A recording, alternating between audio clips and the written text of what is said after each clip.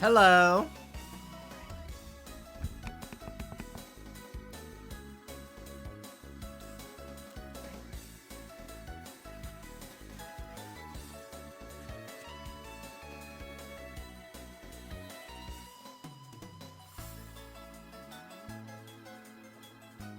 Hello, everyone.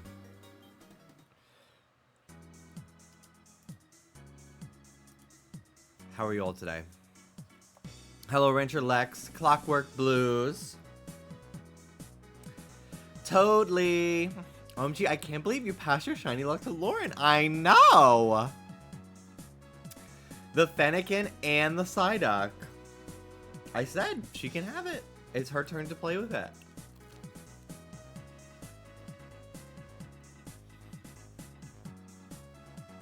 That emote is fucked up.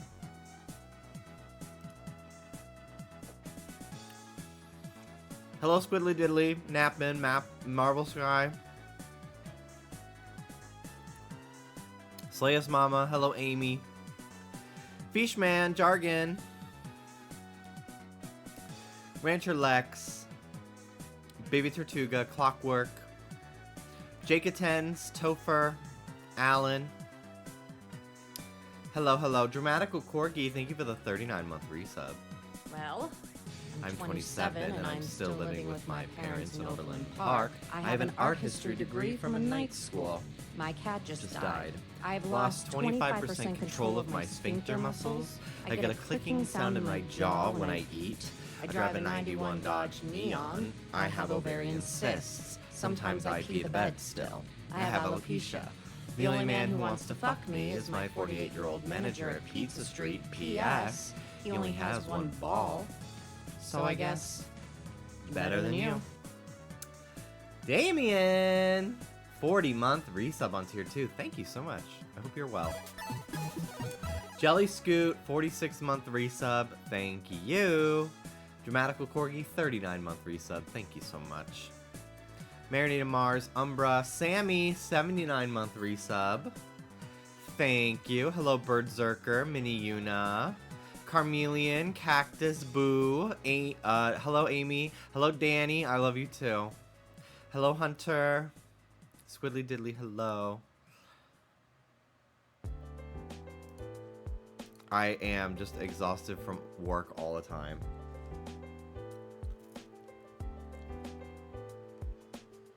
Well, I hope things get easier. Who is the fitness guy you mentioned on stream last stream? I meant to look into it. His name is Jeff Nippard. I'll pull him up.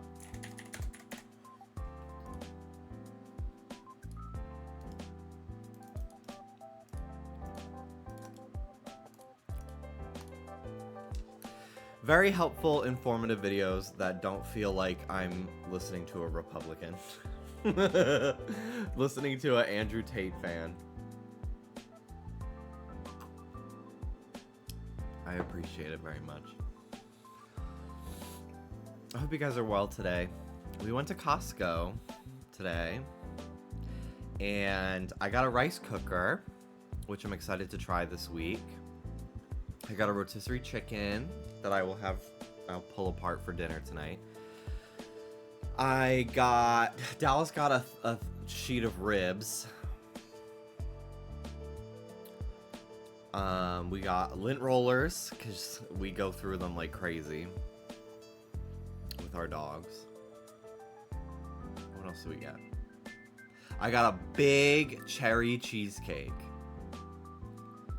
I'm excited to try it. I think I will go get a slice and we'll taste test it.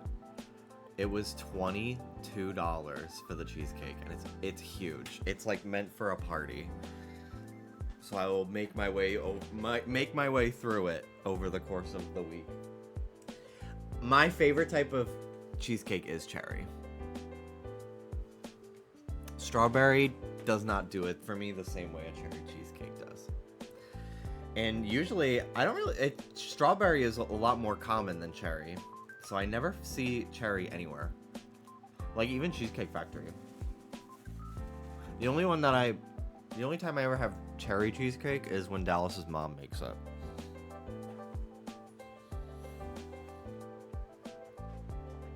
And I used to love when she'd make cheesecake for Christmas. It was always her cherry cheesecake. I loved it so much, she started making it as my birthday cake. The more I talk about it, the more I just want to go get a slice. Let me just go do it. Fuck it. Fuck it. Fuck it. Let's just do it. Let's just do it. I'll just reuse this plate from my bagel.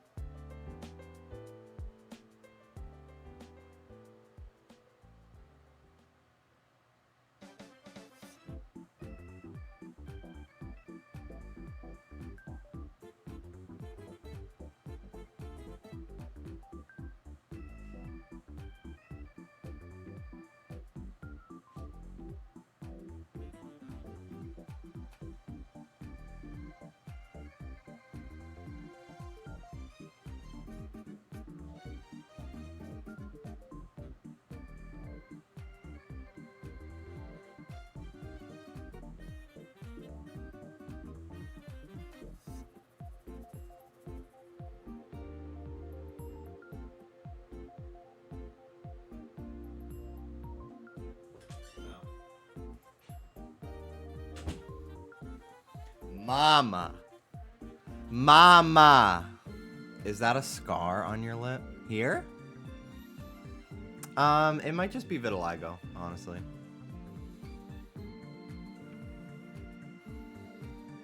This is elite. Let's try a piece.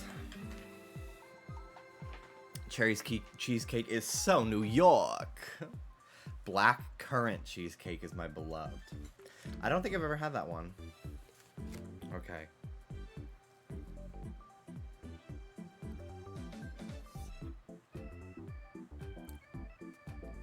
Ooh. It's a little bit more creamy in the middle. I like a really dense cheesecake. This is more fluffy. It's still good, but texturally I love when it's like dense, almost like ice cream. Let's try the crumb.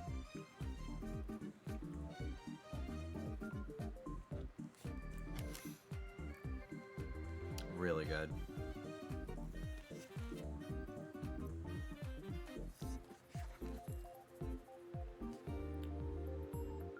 Wow. That's delicious. I'd love to learn how to make cheesecake myself.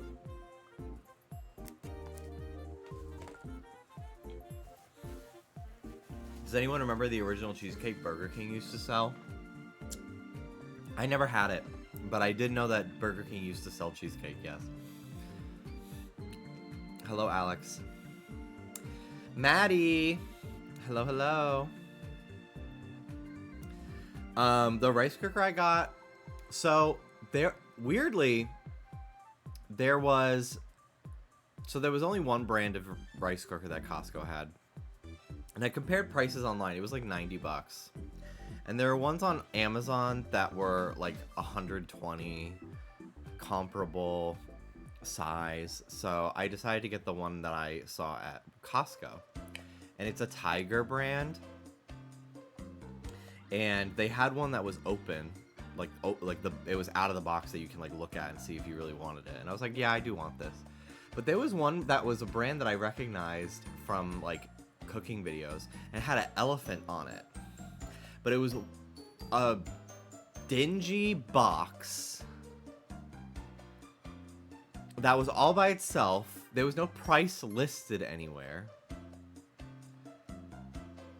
So I was like, how much does this even cost? And like, where did this come from? Like, it's the only one of this brand in the entire aisle. This one box. And then I turned the box around and it had like a shipping label to some lady's house. so Dallas was like, maybe she returned it in store, but I don't know. I just thought it was so strange. So weird. So I did not buy that one. You open that box and get isekai, girl. Yeah. Absolutely. I had a hot dog, and I'm still fucking tasting it when I burp. I always think I want the Costco hot dog, and then the bun is dry as fuck. And then I feel like shit afterwards, and I'm like, ugh. And the soda's flat, and it's Pepsi. I'm like, maybe I need to become a chicken bake girl, because I don't know if the hot dog's doing it for me most days. Boom! Boom! Boom! Can't beat that price. That is true, it's $1.50. His ass is never simulating a truck. I will. I just have to be in the right headspace to do it. I have to be in the right headspace to learn to drive. Do you understand? Do you get it? You get my gist?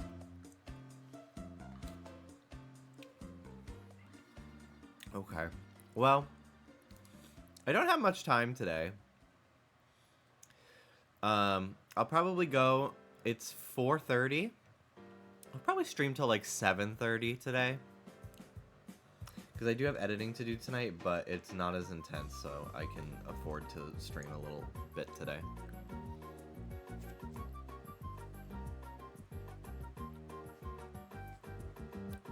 I have a rappel up on this one game. There we go. It's all about the pepperoni pizza. I had a slice of pizza last night. David moved in to our building. He moved in with Hannah. So I helped him and his dad move his stuff in. I wasn't able to do the whole truck with them because I was working last night, but I took about an hour and a half to help them move like half of the. They didn't get a U-Haul. They got like the trailer that attaches to a pickup truck.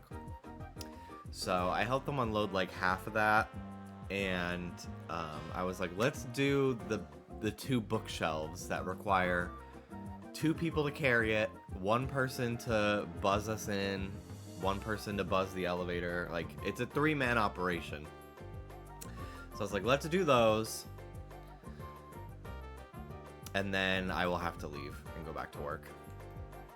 But we did a good bulk of it. And David moved in last night, like he's all set. So who did the buzzing? David's dad, I think, buzzed the elevator. It might have been Hannah. I don't remember if she was with us, but David and I carried both the bookshelves. Now that we're men. I don't remember the rest of that song from the SpongeBob movie. I did feel very manly, I will say. I was like, wow, I'm probably able to carry the heaviest shit of this group. Not to like toxic masculinity flex, but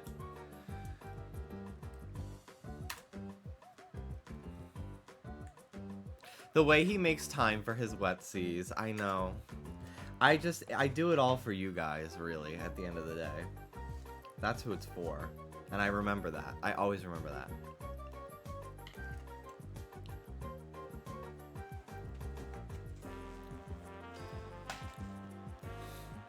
We made coffee again.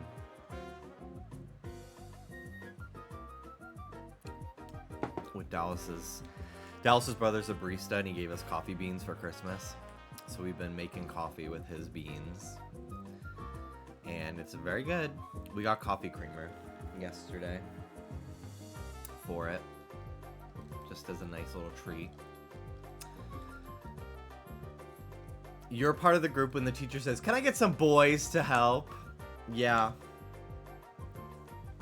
Although I will say, when I was younger, I did feel very emasculated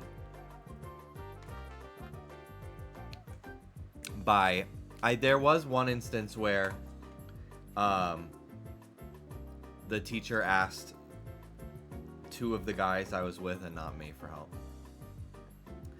So she can go to hell, but I'm probably stronger than both of them now, so. To be fair, I was like 85 pounds at like age 12, but it didn't make me feel great. 85 pounds, 4'9".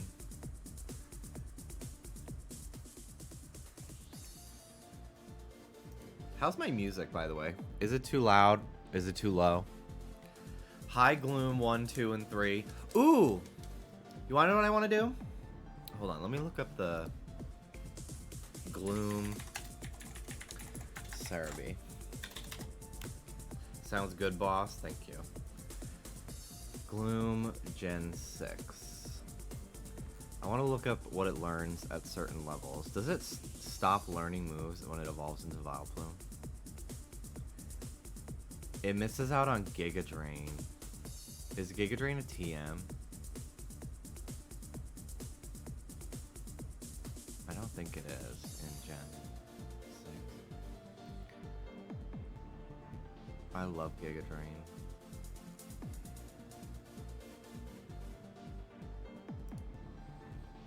I don't want to wait till level 47 to evolve my fucking Gloom into Vileplume just to get Giga Drain. It already knows Venoshock.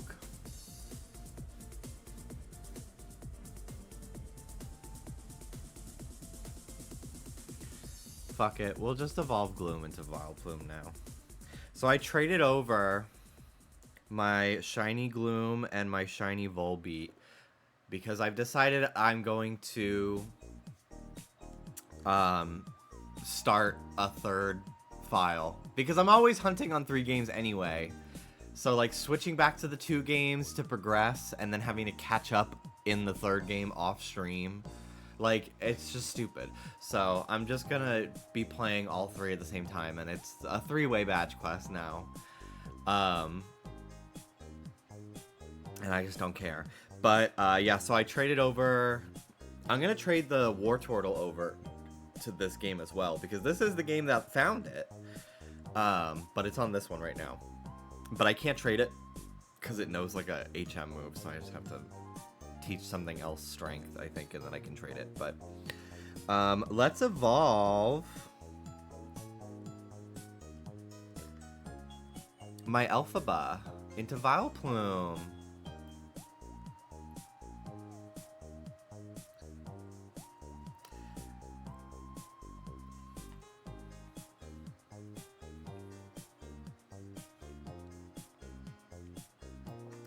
I anticipate finding another Oddish at some point in this hunt, and that will become the Blossom.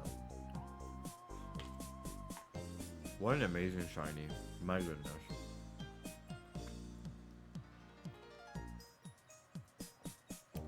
Oh, I also, yeah, so I got the Jaw Fossil on all 3 games to hunt Tyrunt, and I beat the 3rd gym. So I'm at the point where I can start my Lapras hunt as well. So I think I might do Lapras next. I figured I'd finish out this phase before moving on to something else.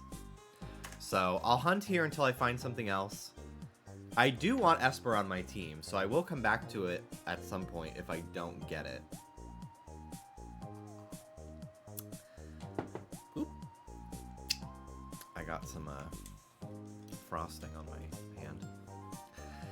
But yeah, so the next hunt will be the gift Lapras, because I would like to get that out of the way so I can like keep progressing in the story.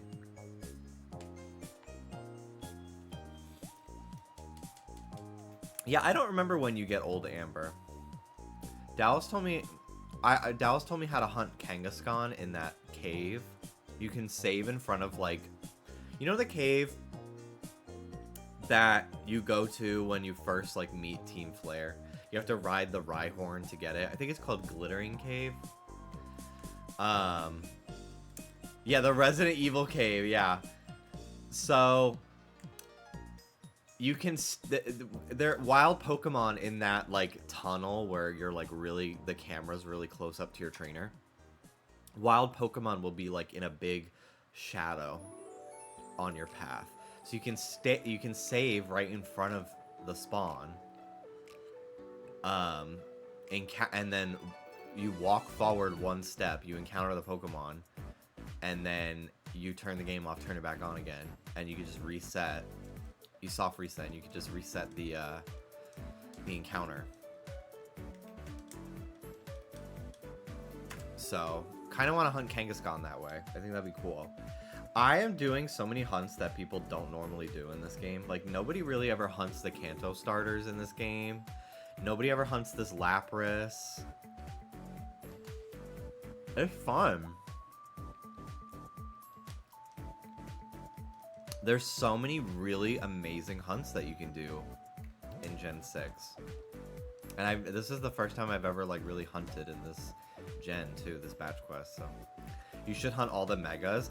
That would be really cool. I think I will do that. That's a great idea. It's a shame I can't get most of the stones till the post-game, but I'll at least start with the ones that I can get. Because I think you can get, like, I think you get Ampharosite and, yeah, Aerodactyl in the main story.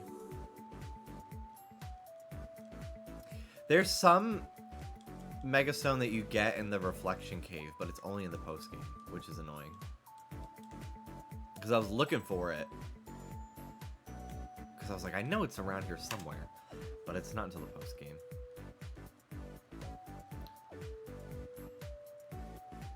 Apparently the starter Megastones become way cheaper if you buy a lot of evolution stones from the stone shop.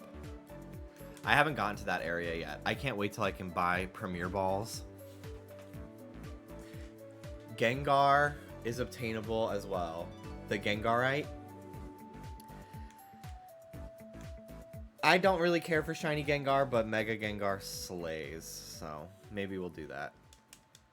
I do like it. I do like the idea. It gives an incentive of like things to hunt, right? Like having a list. It's like hunting all the Paradox Pokemon, like hunting all the Megas. That would be cool.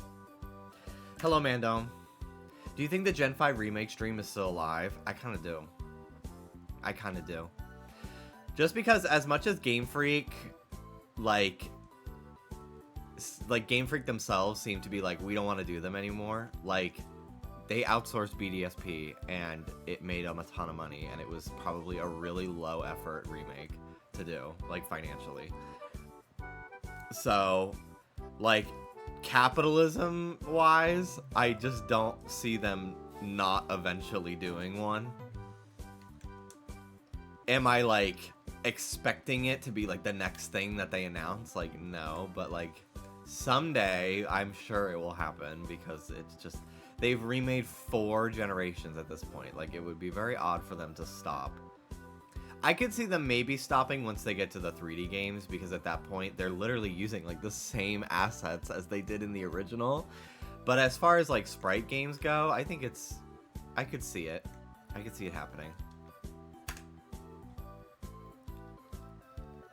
But what about Black and White 3? Oh, I would love a Black and White 3, and I would love it to be pixel art. That would be so fucking good. Imagine if we got a Gen 5 remake, a proper Gen 5 remake, and Gen 4 got the short end of the stick after asking for it for years. Good. Honestly, fuck them. Like, I fucking hate... I feel like the Sinnoh remake crowd was the most annoying of them all. I was a part of the remake remake Gold and Silver crowd. I kind of tapped out of the remake Hoenn crowd after I, like, got a brain. After X and Y, I was like, I would rather them not remake games anymore, actually. And then I was proven right as, like, oh, not as good as Heart Gold, unfortunately. Pixel art, but like the Ranger style. Ooh. I say this all the time, but I would love a new 2D Zelda game with the same pixel artist as Cadence of Hyrule. That game is confusing to me. I understand how to fight, like I'm good at the fighting, but I don't understand where to go. Like, I just don't, I can't figure out where the hell I'm supposed to go in that game. to progress in the story. But I like it, and the music is cool, and the art is incredible. So I would love to be able to explore Zelda game in a normal way with that pixel art. If they're gonna keep doing 2D Zeldas, like, I'm gonna need them to, like, change it up every time. Like, I think we've reached the limit of, like, how enjoyable the, like, toy art style is. Because I did like the Link's Awakening remake. I did like...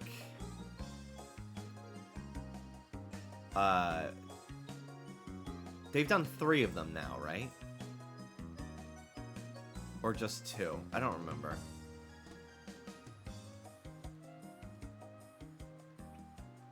Just the 2? Why does it feel like... Oh, I think my statement was if they do it a 3rd time, it won't be as charming. I think that's why I thought there was 3, because I was like, if they do it a 3rd time, it won't be novel anymore. Because I think it's a really pretty art style, and I do really like it. But I don't like when Zelda sticks with one art style too much. And it's fine to use, like, the same design. Like, they used Toon Link in a number of different games. But one was cel-shaded, a couple were pixel art. They did, like, those, like, slightly 3D ones for Triforce Heroes. They, like, switch up, like, the medium. You know?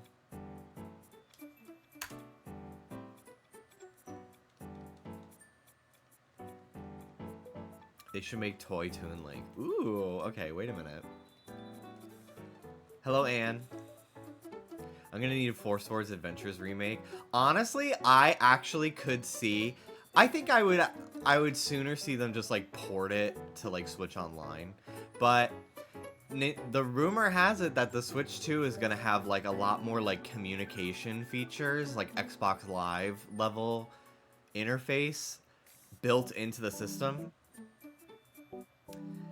And that's a game that, like, really requires, like, voice chat to make work. I will still just end up using Discord. Because, like, usually when I'm playing games with friends, I have friends who are not playing that like to watch anyway and watch the screen share. Like, we will do a 4-stack in Fortnite, but, like, Mel's in the call playing Genshin and Rich is in the call playing drawing. And they're both watching our screen share.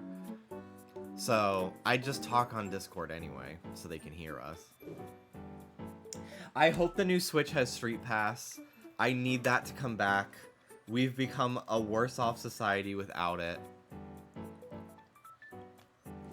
Street Pass embraces unity in times of serious division.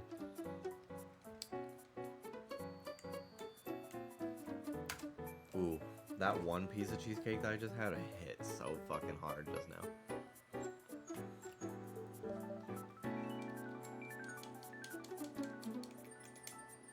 Not Face Raiders.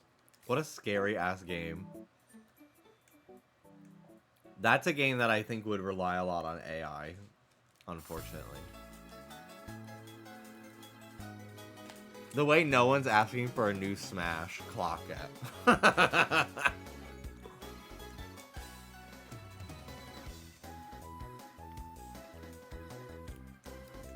I would be ready for a new Smash in like 2026. Releases 2027. Because I just genuinely am like, what else could they fucking do? To, like, I love how Smash feels, like Smash Ultimate. I like the physics. I don't think it needs to, like, be changed again. I don't want them to go down from, like, less characters. You know? And I just don't know where else they would go. Sora's there now, they have no more gags in them. I literally think the only other gaggy thing they could do is, like, add Sans as an actual character. Because, like, yeah, now that they have Sora, like, the only other character that would be gaggy like that, that's from a video game, is Sans.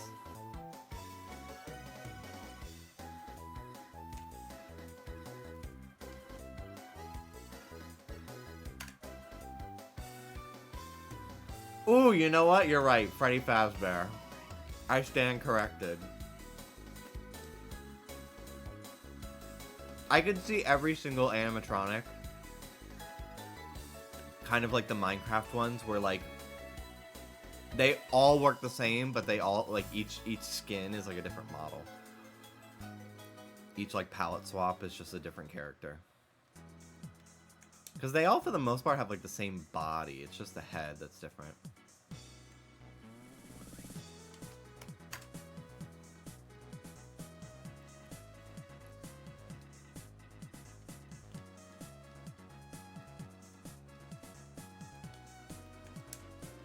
Foxy has a small Kavunti waist. True, that is true.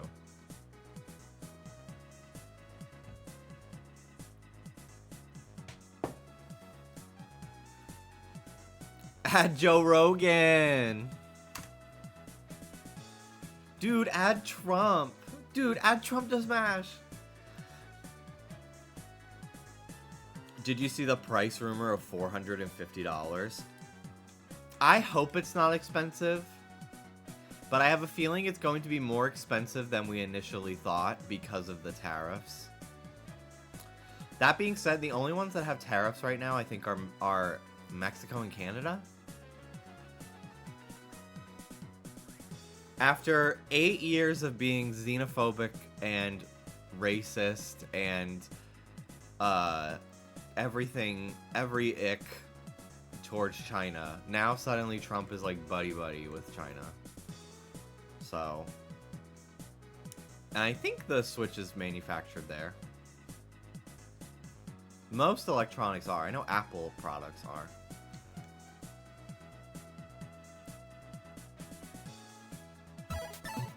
Barry Gary, 24 months. Thank you for the 2-year resub. Appreciate that.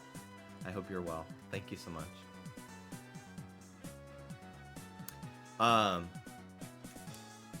But yeah, there's a shocking amount of like Nintendo gamers still to this day. Like, of course there are, because it's just gamers in general. But like, there's so many Nintendo gamers, Nintendo fans, Pokemon fans, Animal Crossing fans. Less so Animal Crossing, but like Pokemon for sure. I see it in the Sonic fan base too, which blows my mind because Sonic is literally woke. Like, Sonic fights for justice for all. Like, literally, like, people want to say Sonic's gone woke. Like, literally in Sonic X, there's a girl in a wheelchair that Sonic's best friends with. Like Sonic is woke and pro accessibility. Like, shut the fuck up. But there's a lot of Nintendo fans that are like pretty conservative, which blows my mind because, like, I mean, it doesn't, because like they just exist out there, but I'm just like, bruh, like Link is literally he, they, like Link is literally like the epitome of like non-binary. Like, are you nuts? Like, it's so crazy. And I would not be shocked at there being a very high percentage of Switch owners that voted for Trump. So part of me is like, actually, yeah, make it so their little fucking orange man makes it so they can't afford the next Switch because of the tariffs. Like, actually, don't let them get it. Let's not let them be able to fucking afford it.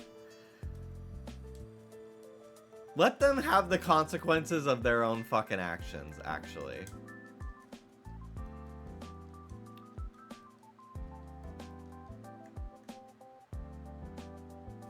Every time The Sims add an inclusive feature, I find out how many horrible people play the game.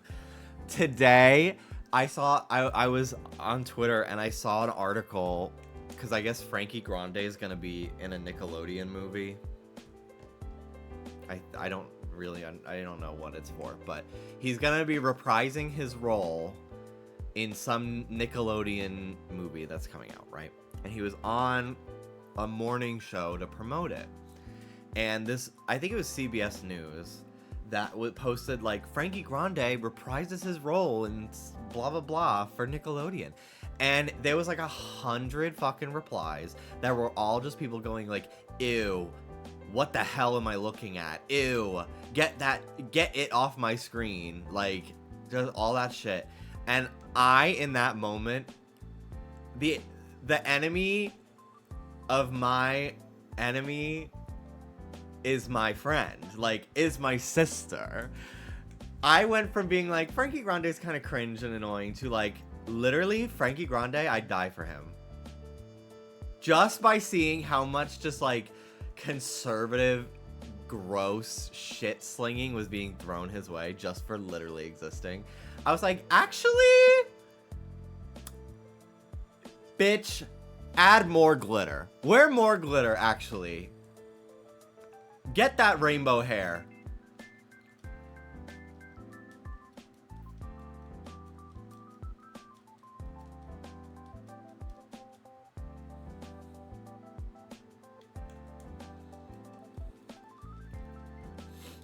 I know nothing about Frankie Grande, but I just am so sick, like,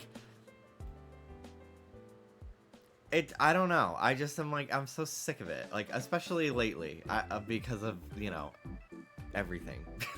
I'm just like, I'm actually done thinking that hyper queer people are a little cringe, even if they are. And not like being queer is cringe. The very like millennial, like, this is my fight song type shit. You know what I mean?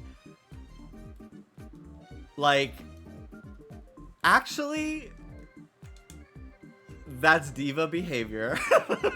And at this point, I would like to stand just to form some semblance of solidarity on the left in queer space. Like, that's, I think, my new path in life. Is like, actually, we're gonna bring back saying Yas Queen and like rainbow unicorn glitter. Like, I just didn't like him on Big Brother. I watched a lot of that season and I actually really liked him. Dallas considers Frankie like one of the best Big Brother players. Comp beast. You know what? Give me that Target Pride collection. Yeah.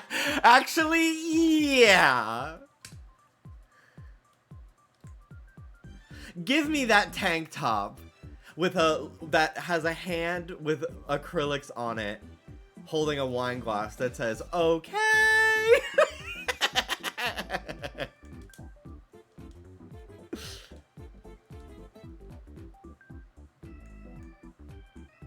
I'm taking the MAGA hat off. Love wins. Rainbow capitalism over whatever's happening now.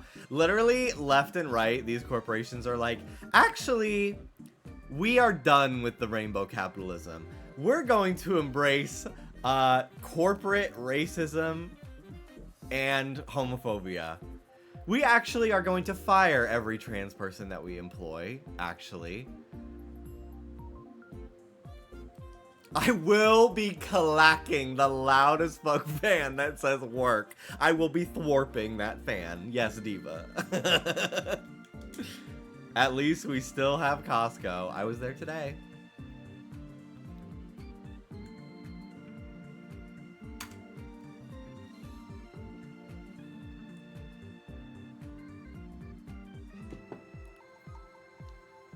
Honestly, I respect the loud and cringe queer people so much because it's crazy right now and they're still daring to be themselves without compromise versus the we're normal and just like you. Oh, exactly. Because guess what, bestie? They're never gonna think you're normal or like them at all. So what's the fucking point?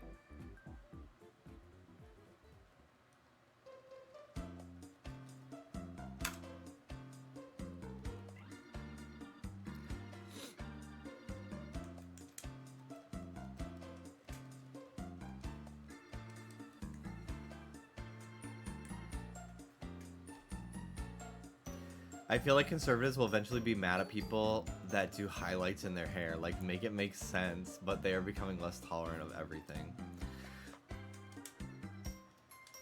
Literally, the amount of, like, hypocrisy. I saw a tweet that was, like, pointing out the hypocrisy on the right is, like, a lost cause. Like, everything they do is hypocritical. They don't care. I just get so, like, actually depressed and, like, sad. Because, so, like, truly so much of their policies are based in, like, dislike and hatred. Like, I'm not even trying to be like, we all need to hold hands and hug and cry. Like, it's just like, how do you not realize that you're evil? Like, it's so, I just don't get it. Like, I truly don't. Nobody's perfect, and I'm sure there's unconscious biases and growing that I still have to do in certain aspects, but I'm aware of that.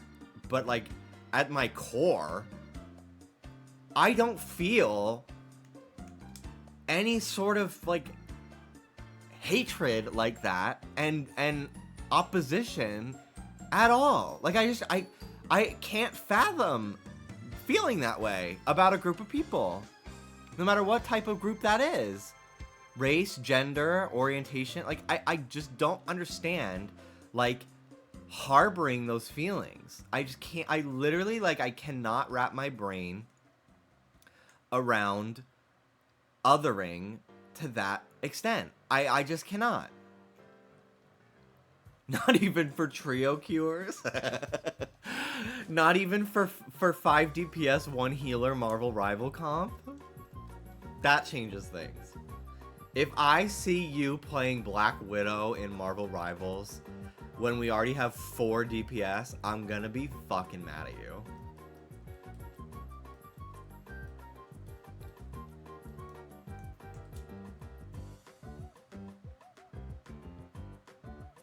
All I'll say is there's a word for people who want everyone to look a certain way and think everyone else should not exist, and it's a not Republican. It, to me, like, there is absolutely a scale of, like, uninformed people that just vote for Republicans because they are gullible and fall victim to the propaganda that the Republicans actually have their best interest in mind. Like, there's such a scale from that to, like, literally Yahtzees. They're still complicit, though. Like, without a doubt. Like, they are complicit. Without a doubt. But it's just so crazy that, like, they are willing to... I don't know. Like, I think that's what breaks my heart the most, is, like, there are people that don't even... There are people that, like, vote for, like, Trump or something that literally don't even fit the, like, ideal that, like, these actually, like, high up fucking freakazoids want. There's such a disconnect to me. Like, I'm like, how do you actually feel like they won't come for you next because you've got tattoos? You know, like, so much of it, I, like, literally struggle so hard to understand the perspective of, like, racists or homophobes or transphobes. Like, I just can't.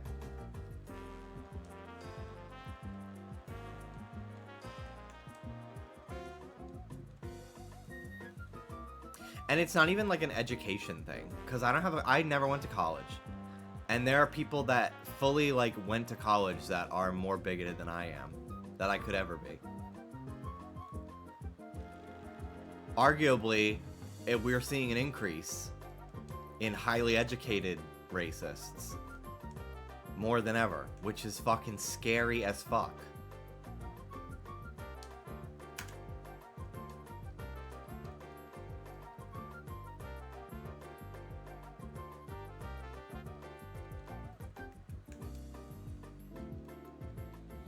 They don't see that religion is just being used as a tool. Even by themselves, though, like, I went to Catholic school for, like, I think 16 years, from 3 to 18, age 3 to 18. And even in my high school, which was definitely more conservative, and we did, like, learn a lot about, like, how gay stuff was wrong, because it was a different school, and it was in a more conservative area. But, like, even at that school, we still were taught about, like, we had, like, entire chapters that were about other religions, and like, it was in, like, intrinsically in our belief system at Catholic school to at least not be racist. Like, homophobia and transphobia and abortion were, like, still on the table, but, like, we were taught, even, like, so it just blows my mind that, like, I obviously grew up in New York, so it's different, but it's like, it fucking frustrates me so much that there are people that, like, can dare to call themselves a Christian and yet are racist. Like, that most of all is the one that blows my fucking mind, because, like, obviously I don't disagree with, I don't agree with them being homophobic either, or transphobic, you know, but at least there's, like, decades of, like, text that's and teachings, right, that have been made up that they are, like, led to believe. Like, it's like a cult mindset, you know? But, like, never once in the Bible is it, like, be racist. Like, it's so fucking crazy to me. I don't think it's really overt racist stuff, but it's getting taught all dog whistles. Yeah. Like, yes, I totally agree. And I do know, like, that's the reasoning. Like, it's not... What I'm saying is, like, the disconnect of, like...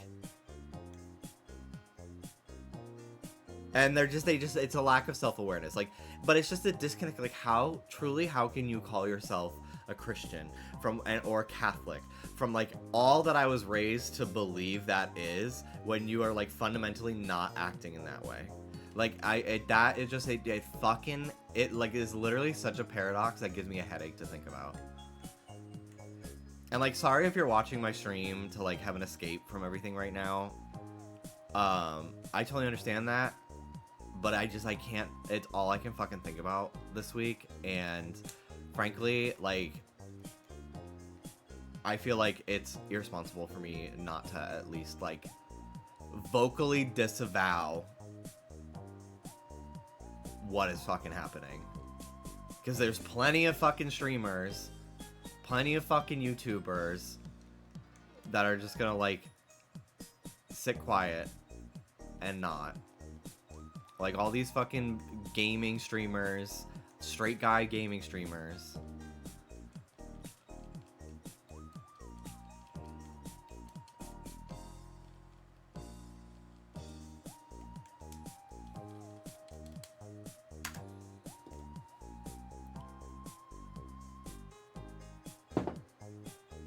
People who forgot the Ella, exactly.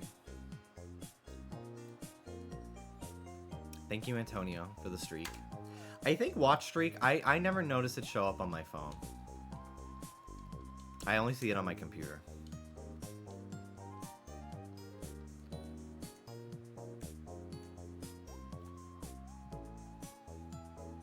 I saw a TikTok about how PewDiePie and Tobuscus led in a generation of men down the alt-right pipeline and made me angry all over again.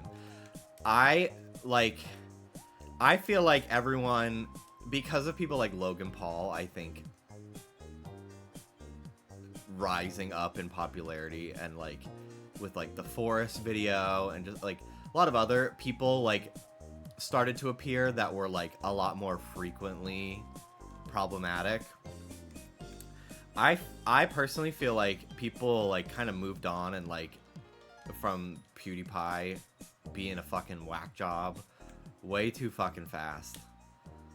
And like I'm all for like atoning and like taking responsibility and apologizing. Like I will like I do want to see that growth in people. But such irresponsibility with your platform. Like that 2016 and 17 era of YouTube, like we are seeing the repercussions of that right now.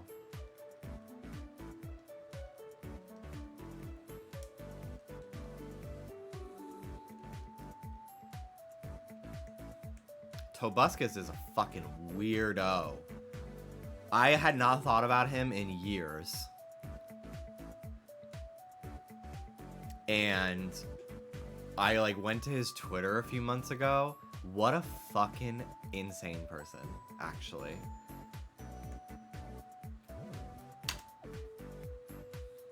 It's all justified to them because to them their life is blessed because they're God-fearing. And if your life is fucked, you must not be close to God enough. Yeah, I think that's what it is too, is like the type of Catholicism that like I grew up with is very different than like Christianity in like I grew up around plenty of like bigoted people.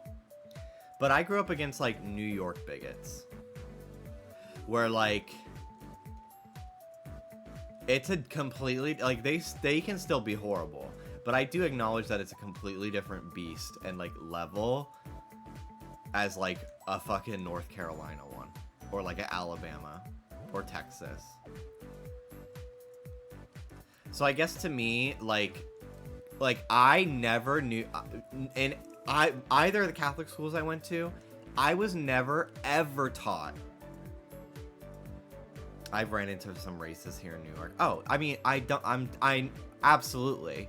But I feel like there are other places that are probably where it's less diverse, even worse. But yeah, I unfriended like fucking 15 of them when Trump won the first time that I like grew up in my neighborhood with, like absolutely. But I don't remember what I was saying. I lost my train of thought.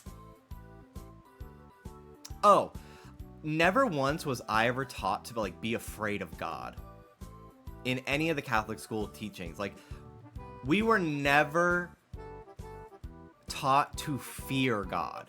Like that's just such an aspect of religion that was like so like what the fuck are you talking about?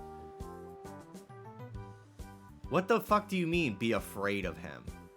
Literally we were taught growing up that like God has nothing but unconditional love for you and he will always be there for you in the end as long as you like acknowledge your mistakes. Like that's what we were taught.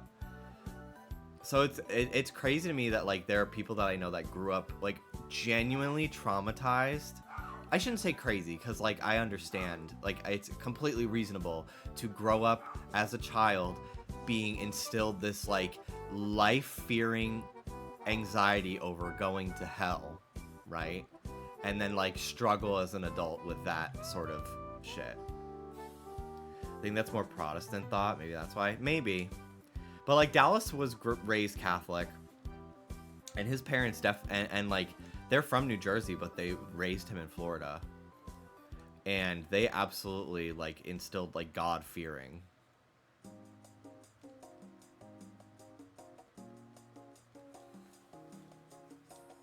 I'm holding sissy liberal California man in my heart right now. Me?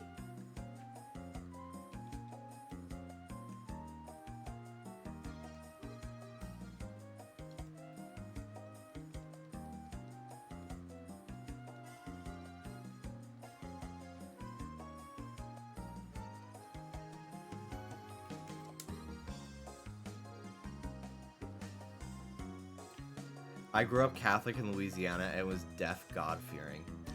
Then yeah, I guess it must be like a regional thing. Because like literally, like I literally was taught by priests in high school. a few of my classes I was taught by priests. And never once did they try to, like, make us fear God.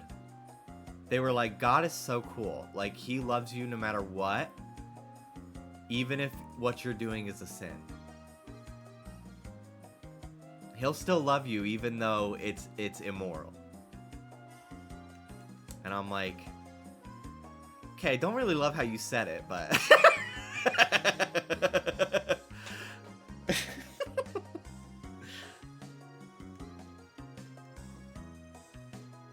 NYC also has a lot of lapsed Catholic people, to be honest.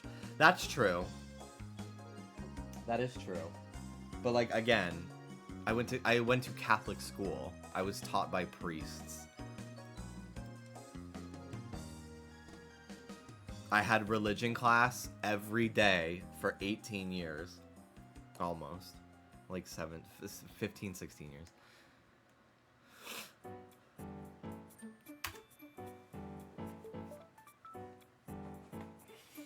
Jimmy, you have to watch Conclave. What is Conclave? I don't necessarily love watching... If it's religious, I don't know. I just tend to get mad. Like, we watched the entire fucking thing. That show Midnight Mass that came out on Netflix a few years ago. I fucking hated it so much. I fucking hated it. And like, maybe I just missed the point of like the religion commentary, but I just found it all like I didn't miss the point. I understood the point that like these people are so devout and stupid that they will literally worship like an alien vampire demon because they think it's a fucking angel because they have such hubris. But the thing I hated most about that show is that every character speaks in monologues, and like I just found it so, like, literally every character gets to take their turn at having a long monologue where they talk about their backstory. It was just, like, so poorly written that it bothered me. And then it just made me hate every other aspect of the show. But there is a difference between going to church and going to Catholic school.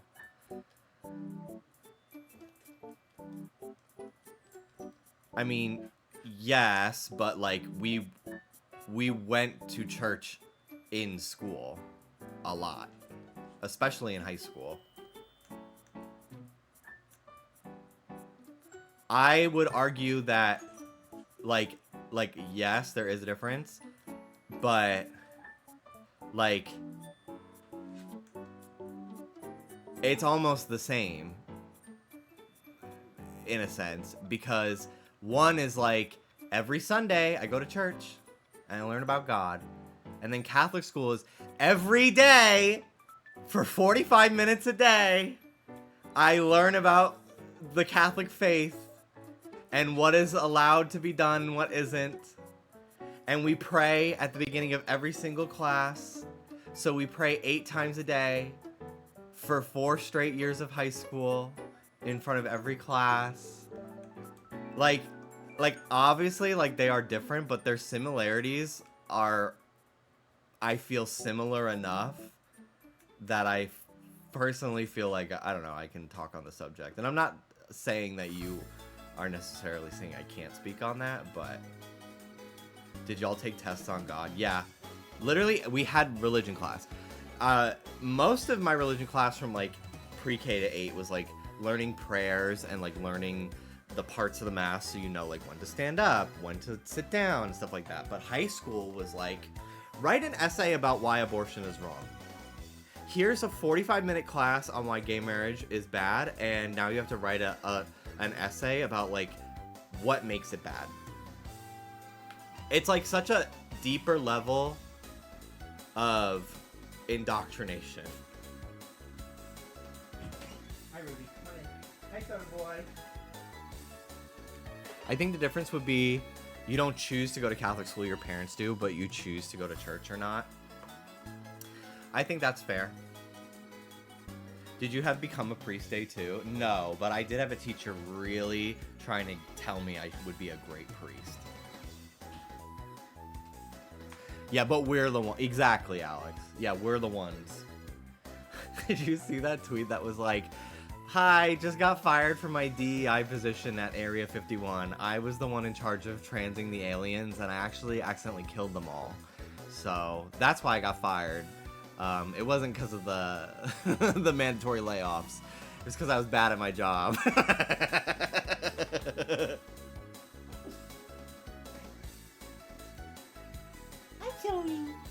Anyway, Connor Centrate, thank you very much for the 5-month resub. I'm sorry I literally started battling with you the minute you fucking gave me $5, but I just felt I had to defend my position. Hi, little man. Hi. Soda, who's your favorite church? He's in the church of Give Me Chip. Give me Chip.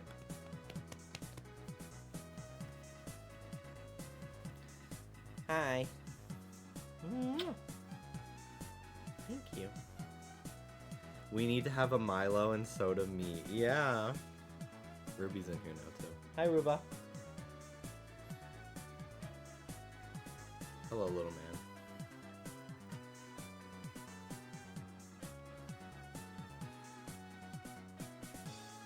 Would Soda beat Ruby in the IQ test? Absolutely not. No.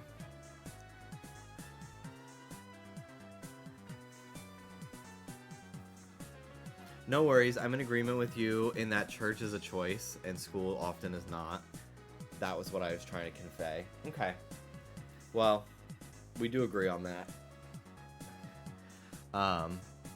But yeah, thank you very much for that resub. Like, yeah, I obviously... Church was also not a choice for me growing up with the parents I have. That's true, too. That is true, too, actually. Also, hi, Hannah. I think I had been responding to you, but I don't think I actually said hello.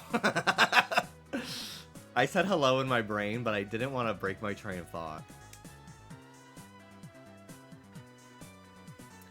Okay, not that I have any skin in the game, but is church actually a choice? Like, if my parents were church people, it certainly would not be a choice. Yeah, I think for most people, church is not a choice. Like, obviously there are people that, like, choose to find religion and, like, as they get into adults, choose to continue their faith. But, like, who chose for them to start going to church when they were a child? Their parents. And they just kept it going. So, like... I think the only people that really had a choice about religion were the people who were like, I fuck with this Jesus guy, actually. I will follow him. And then all their kids forever were in this endless cycle of, I can't take it anymore. I got to choose whether or not I got to go to church after I was, like, in middle school, I think, and my mom passed away, and my dad didn't feel like fighting me on it. But even then, like, my parents, we did go to church, like, most Sundays. And it was more of, like, a social thing. My dad definitely prays, and, like, he is religious. I think he became more religious after my mom passed away. Just as, like, a try to cope kind of thing. But thankfully, despite all the crazy shit I would hear at Catholic school, it never really followed me home outside of obviously homework and like studying for tests. I did have my own, you know, hesitance with coming out that was backed by fears of religion and stuff like that, but I think it was more like, it was less like, my fears were with being gay were less like people are gonna hate me because it's against religion, and more people are gonna hate me and think I'm gross and like think that I am like a degenerate, and I am, but not because I'm gay, because I'm a furry.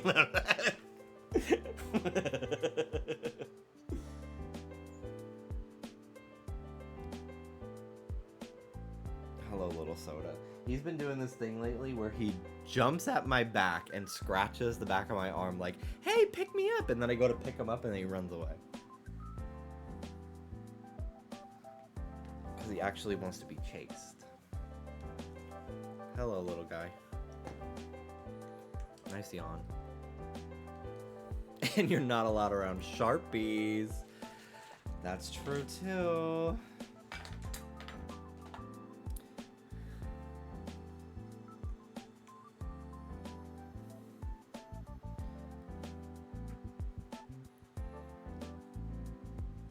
I still find it so crazy there are Republican furries. The fact that there are Republican Sonic the Hedgehog fans is so fucking crazy to me. Cause like every character in that fucking game series is like a gay icon. in a queer icon. Literally homophobic Pokemon fans are crazy because Team Rocket is literally a gay couple with their transgender child. Like, like that is crazy. They are literally a lavender marriage of a gay man and a lesbian with their transgender cat child.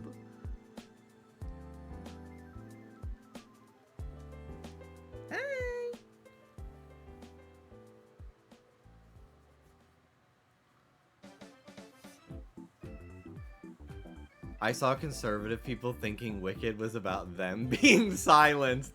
Holy shit.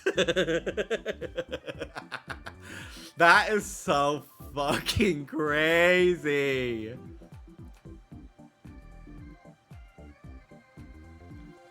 Hi. Hi, little man. You're so little. He's just so little, dude. It's so crazy.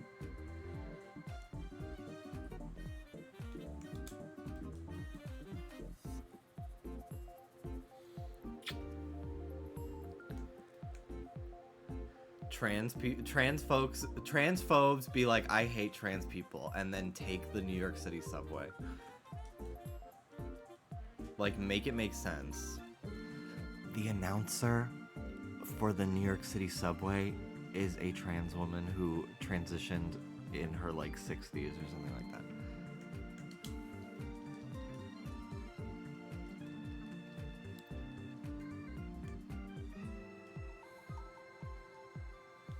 Watch the gap between the train and the platform. Watch the gap between my ass cheeks. Ew. I only start speaking in like Drag Race judges, what like the little quips they say when people are walking down the runway.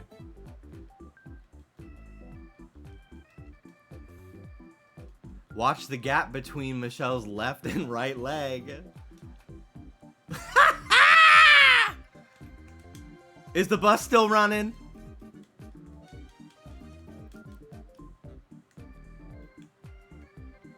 Oh, stop. It's so stupid. Is Hidden Valley the best ranch? This little fucker. He is lounging. Oh, he's just lounging. Hi.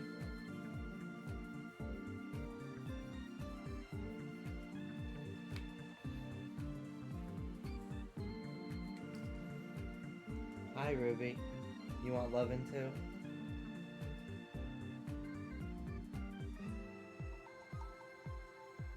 Hi.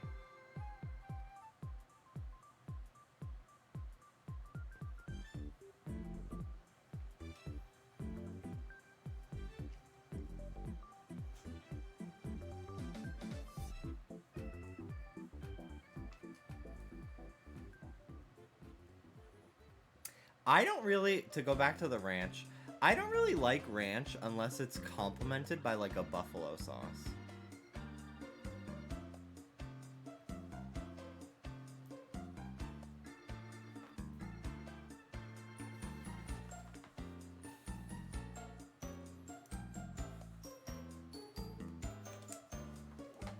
And then if I'm having like buffalo wings, I want blue cheese. I do not want ranch.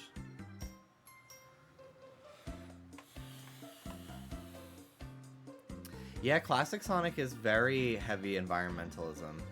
Especially like the old show. Like literally the forest is being destroyed and paved over with metal. Outfit is a sleigh as always. Most days I will take it, but I literally am wearing a black t-shirt. But thank you. I appreciate the hype. So you wouldn't bedazzle a bottle of ranch. Slay, boots down. Boots. You're gonna be diva boots. Cunty cunty shay.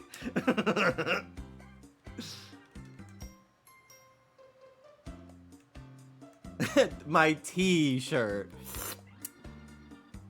Choices. Good luck on your hunt. I hunted Esper when X and Y came out and named it Mignon because of France. I like that. Thinking about the most recent Sonic game where they talk about one of the United Nations pressuring them into making weapons. I was like, huh, who's that about? Yeah. Davy Jones Locker. Thank you for the 5-month resub, Davy Jones. The era of all the drama channels that had T in their name. Yeah. I mean, we still see, like, a bit of that. Like, one of the big ones is Spill Sesh. It's like, to me, it feels like still connected by the same web, you know?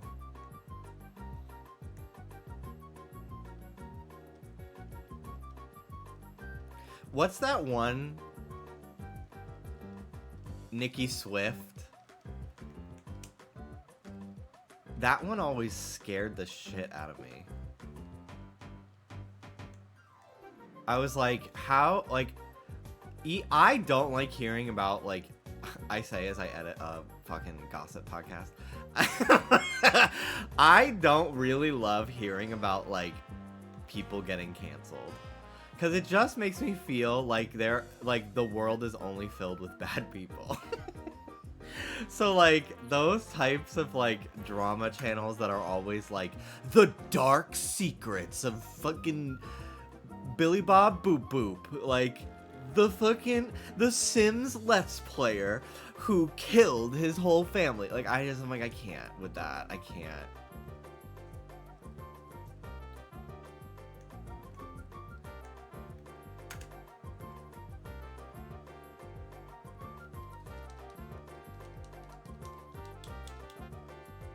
Hot Topics was good today. Around like 12 minutes in, I had my first award-winning edit of the year.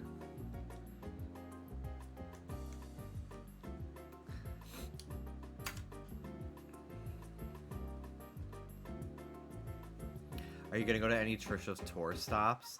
I actually have not looked too much at what city she's gonna be in. I don't know if she's doing any in LA. I really wanted to go to the Broadway show next week in New York. I think it's next week. Yeah. Is it? No. 2 weeks. I don't fucking know. It's February 3rd. That's all I know. I really wanted to go, but it's a little expensive to buy a flight. And like with the fires, there was literally just like there was another fire 2 days ago. Hold on.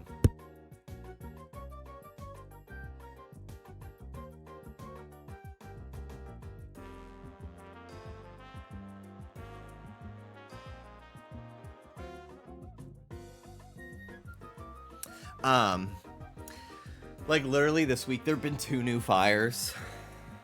One is like, I think it's the Hughes fire, which thankfully is not close to us, but it's still already, within a day it became 10,000 acres. It's crazy. So, I kind of feel weird traveling right now and leaving Dallas with the 2 dogs just in case shit hit the fan, you know? So I'm not going, but I'm sad I'm not, because I haven't been home, and I went back to New York for my dad's wedding, but I was like in upstate New York for the entire thing. I didn't get to go into the city. So I haven't been to New York City in over a year, and I miss it dearly. This is wild. I always think about the animals during the fires. I know. I was watching the news last night because a fire broke out pretty close to us in the middle of the night, and I was editing, so I was like, oh god. So I had the news open on mute on my other monitor, and I was just like watching them put out sections of the fire with helicopters, and it was calming me down. But there was one woman that was on the news. She's one of the reporters live on the scene, and she was talking about like it really is so sad. Like I'll watching, even during this reporting, watching small animals like bunnies run away from the fire. And I'm like, stop. Don't tell me that. A lot of the firefighters in California right now are inmates, prison inmates that are, I think they can lessen their sentence by like becoming firefighters, but they still like have to go back to jail when this is all over. It's a very fucked up situation. They're also like literally being paid $1 an hour for like life-threatening work. It's really fucked up. And it was really frustrating to me. I was watching the news yesterday, and they refused to call them firefighters. They kept calling them the inmates. And we have a bunch of inmates here, and they are helping put out the flames.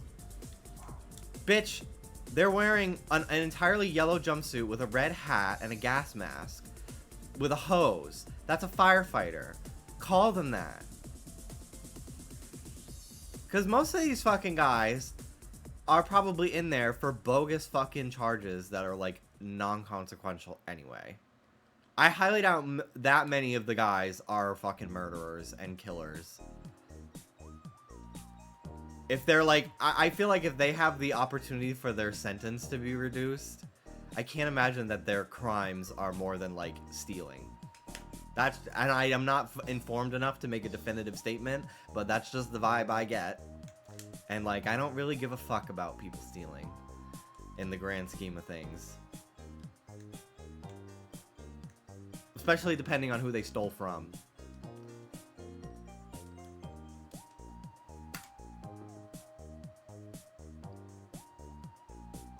If people start feeling sympathy for them, they wouldn't be able to just pay them so little. Exactly. That's exactly why they do it. And it just felt very dehumanizing to me. And it was making me mad, so I turned off. I think I was watching like Fox News LA, which like is not affiliated with Fox News, the conservative network. It's just like a local station. But I was like, girl, can you call them what they fucking are? Firefighters? So I switched to a different one because she was pissing me off. But not all of the local news places stream to YouTube. So I really only watch whatever shows up. I bought a rotisserie chicken today, and I don't have rice, so I will not be using my rice cooker tonight. But I think I have a thing of couscous that I think I will make with the chicken. Shred the chicken and just have a little bowl of that. Walgreens admitting that locking everything up for shoplifting backfired badly proves how dumb it is to care about it in the first place. Exactly. The amount of times I have left Target without buying anything because everything I wanted was locked up and nobody ever came to open the case when I hit the buzzer. I stood there one time waiting to buy toothpaste for 10 full minutes, and multiple employees walked past the aisle and didn't help me.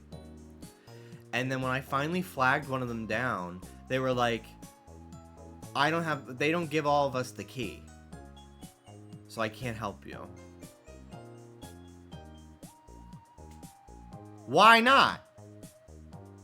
Why the fuck if they're gonna lock it up, why doesn't every employee have the key?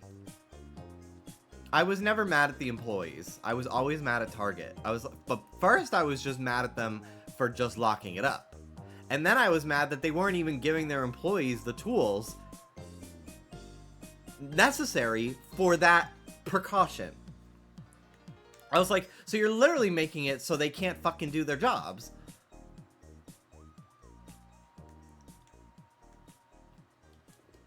It pissed me off so much. There's so many things that like I like, and I was surprised at how much more stuff was locked up out here than in Jacksonville. Because there are more, I don't know, there are more targets out here. So I just feel like the likelihood of like every single one of them having to deal with like theft, I don't know. Like in Jacksonville, there were like 2 big targets. And they didn't really ever lock anything up. So I was like, well, if someone's going to steal from Target, their options are pretty low. Can I borrow this again? Yeah. You're welcome. But yeah, there are so many things that I get a lot because I have dogs. So like they steal my socks and they put holes in them, or like socks just go missing. So I like to just like, oh, I forgot I need socks, and I just grab them from Target. And I don't do that anymore because it's all locked up. So I just buy it all on Amazon, which is fucking annoying because I'm not getting the kinds that I like, because I like the brands that Target has. They're cheap, but they also like last longer compared to the ones I get on Amazon for the same price.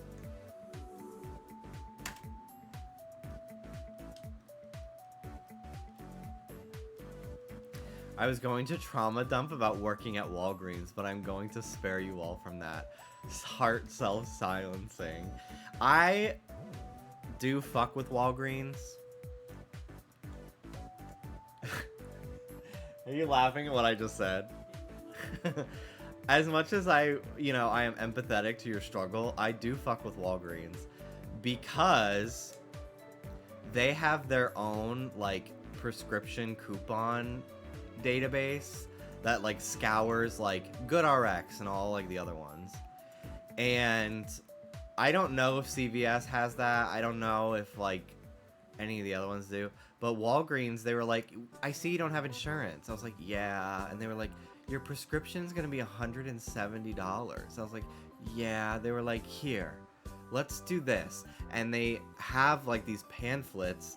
You don't need the QR code. You can literally just look up Walgreens prescription coupon lookup on Google, and you'll find the website. And you just type in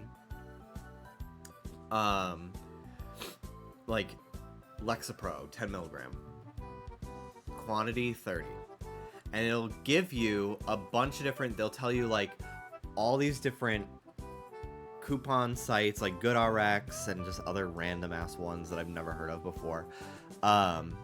And you can like have an entire list all in one website, and they accept all of them. So there was one that I just did recently. It was for a 90-day supply of Lexapro, and it was $170. And I was able to get it down. Did I screenshot it or just have it open on Chrome? Might have just had it open on Chrome. But yeah, I don't remember what the... Oh, here it is. Single Care. What the hell is Single Care? But it brought it down to $31, which is like still more than I would like to be paying for it. But like 170 to 31, like that was crazy. And Walgreens like, yeah. So I was like, actually, that's kind of fucking based. It's crazy that you are selling it for that price initially, but I understand that that's also like, some of those prices are like determined by the manufacturer of the prescription, not necessarily the pharmacy. So, but I was like, wow, this pharmacist had my back. I appreciate that. Walgreens isn't that bad, but it was the higher up that was shit and ran the store bad. Like there would be totes pulled up at the end of the aisle taller than me and asked to skip your break, which is illegal. But yeah, ugh, what a fucking asshole. It's a racket designed to cheat people who don't know where to find these coupons. Yeah. But I will say, Walgreens, they had the stack of pamphlets right there at the counter. They made it very, at least the one that I go to, they made it very, very aware, like, hey, we have this service, you should use it, which I appreciated. Crazy how you say that, because I just saw a headline of Walgreens being sued over drug pricing. Oh, good! Oh, good! Woo! Cool! Great! What is it?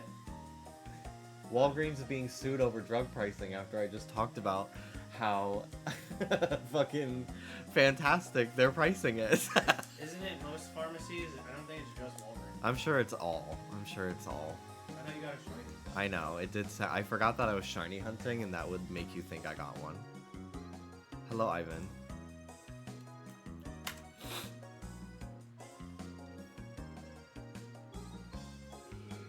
Can you get me a paper towel? I gotta blow my nose.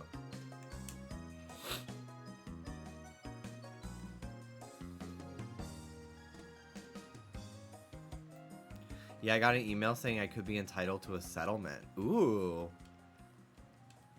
I've been taking fucking pills for my problems since 2018. I feel like I'm probably entitled to a lot of money.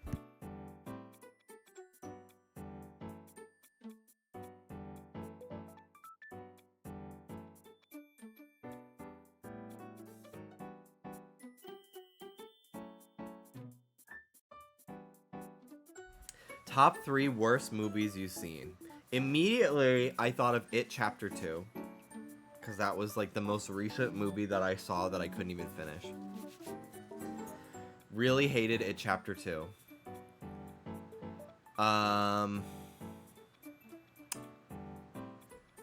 There's this one movie. I watched it one time. Because it was just like on TV. I don't remember what it's called. I'm gonna look it up. But I remember Maya Rudolph was in it. It's this kid that like works at like a water park.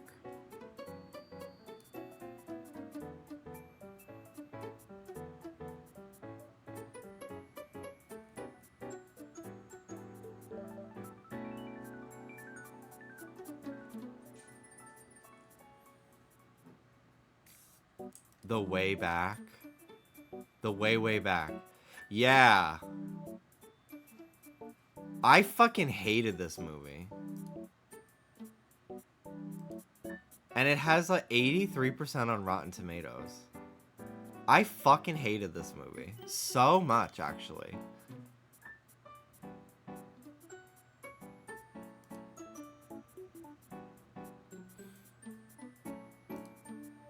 And then, yeah, I don't know if I have a third answer. Wreck-It Ralph 2. Is it the most fundamentally flawed movie in the world? No.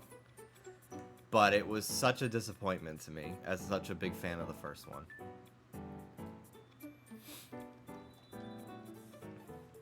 And those are really the only ones I can remember.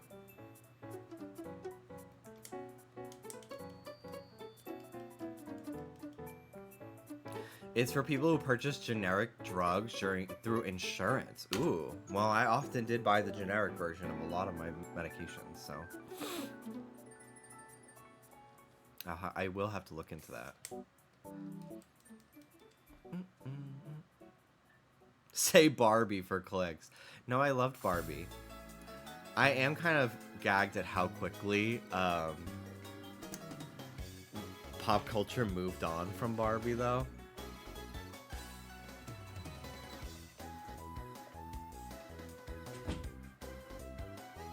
Like, I feel like it was like Barbie Mania, and then like after 2 weeks, everybody was so fucking tired of every caption of like of a person at the beach being "my job is beach."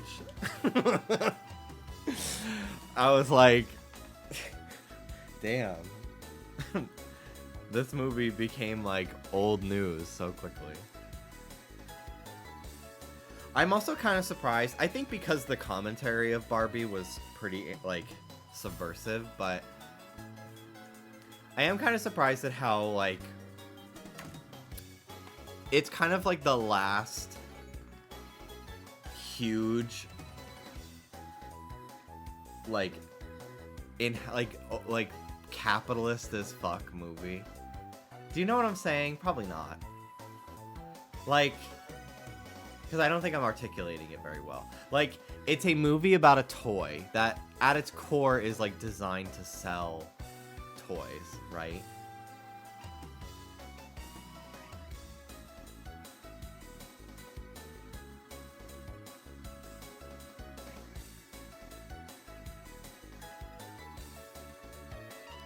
Yeah, I guess Wicked is also like at least with Wicked, like it has its roots in like the theater and stuff, and it's like a lot more political commentary. I think Barbie, like,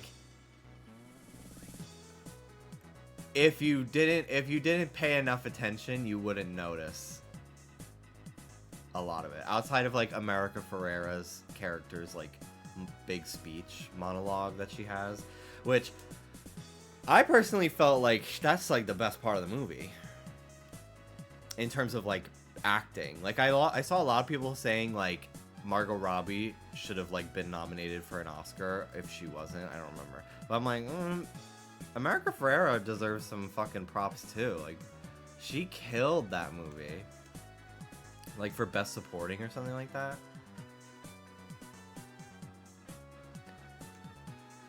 And I honestly didn't even know she was in it until I went to the movie. So I was like, oh my god, love her. And I was like, oh my god, she's so good.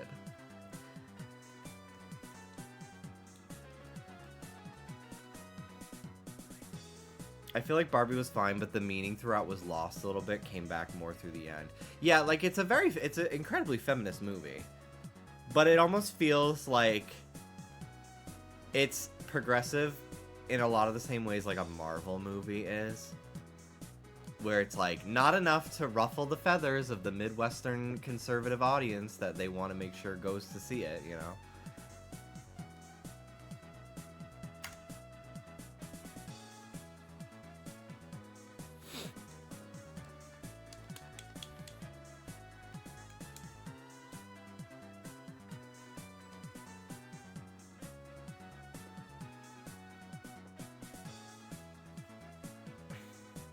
Barbie was actually about being conservative. That's why she wore the cowboy hat.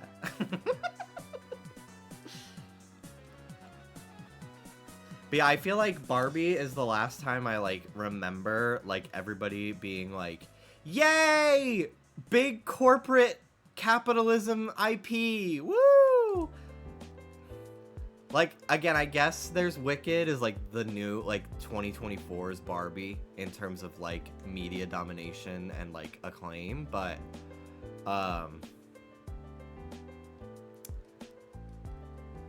it just feels different. Like, I feel like Barbie came out right before, like, I want to say like right before Elon bought Twitter.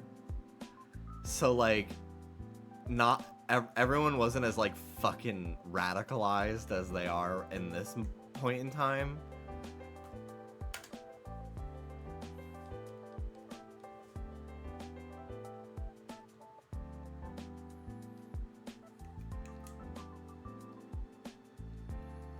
Barbie crying, mascara running. How am I a fascist? Wicked feels bigger. Like, I get gagged when people say they haven't seen it. Yeah, I think Wicked's a better movie. But that's like comparing like, I don't know, Breath of the Wild and Tears of the Kingdom. You know, like, they're both great. Like, they're great movies. I thoroughly enjoyed both of them. And they were probably like my favorite movies of the year, like top 3 that I saw each of those years.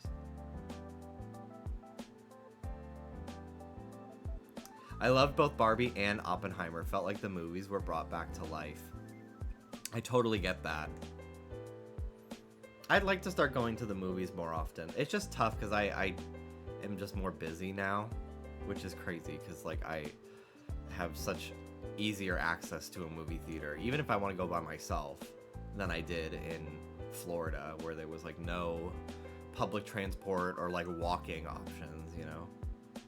No disrespect, but I beef with Oppenheimer. I haven't seen it. You could not catch me doing Barbenheimer. I did not have that much time in my day. I was like, I'll watch the Grace Randolph review of it, and that'll be how I get my opinion of the movie.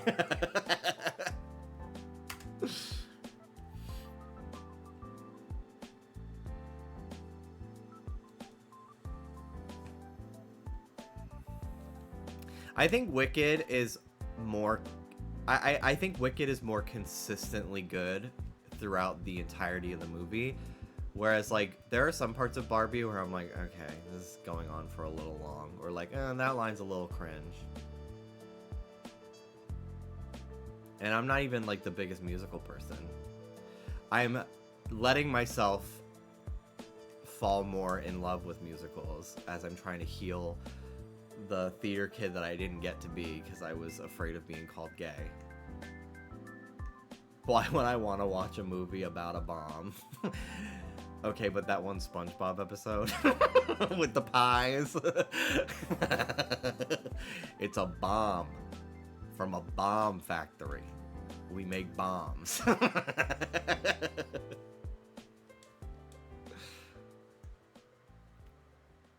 Gladiator wanted Oppenheimer's nachos so bad. No, but like you spilled. No, but like boots.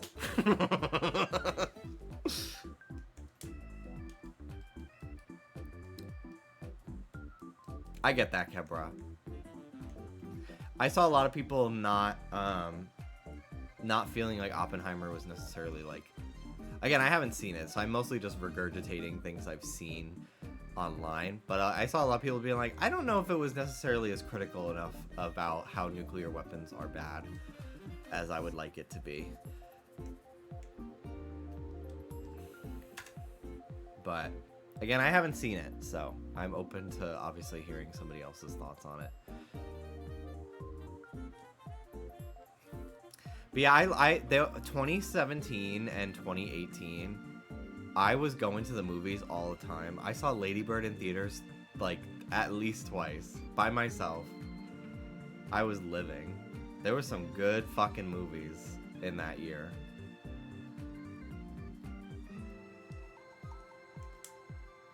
And it definitely felt like with COVID and then like streaming,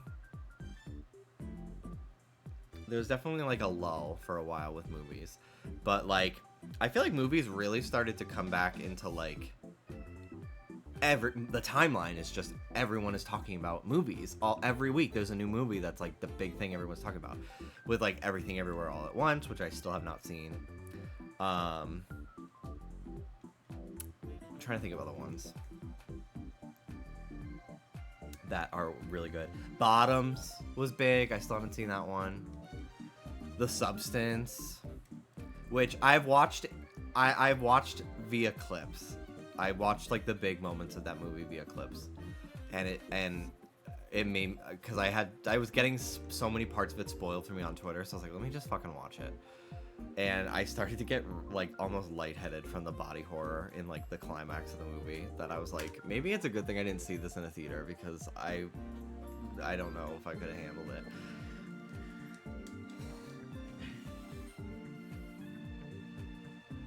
What would you prefer, zombies or nuclear war?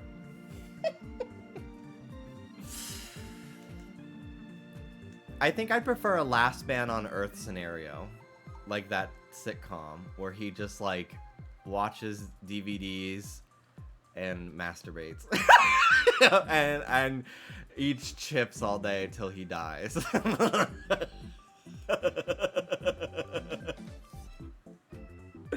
I think I'd prefer that.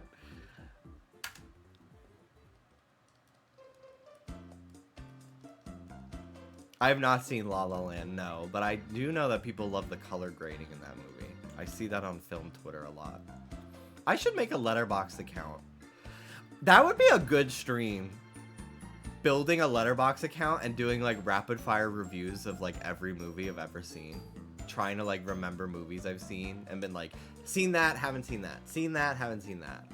That could be a fun stream. Have you seen Elmo Goes to Grouchland?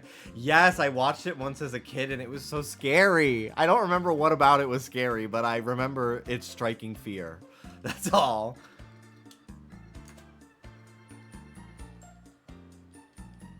Yes, I remember the La La Land Moonlight snub. Or flub, not snub, flub. That was so awkward. I don't know what I would do if I was anyone in that entire situation. At all. Like, I don't know. Like, being the La La Land person who comes up and then having to say, we didn't win. Like, it's so awkward. It's so fucking, like, cringe. Like, that to me is, like, the cringiest thing I think I've ever fucking seen in my life.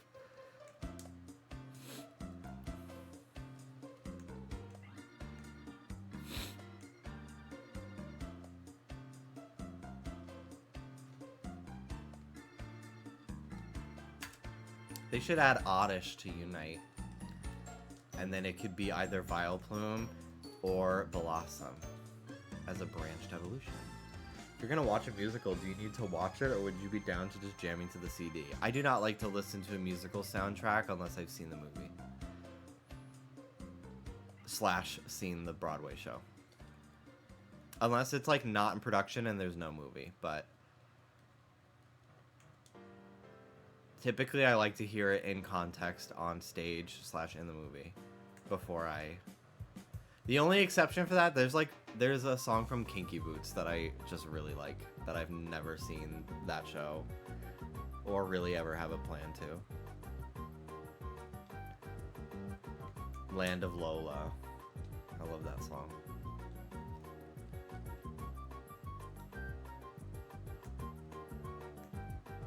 Leave expectation at the door and let your eyes explore my cinematic flair from my boots to derriere.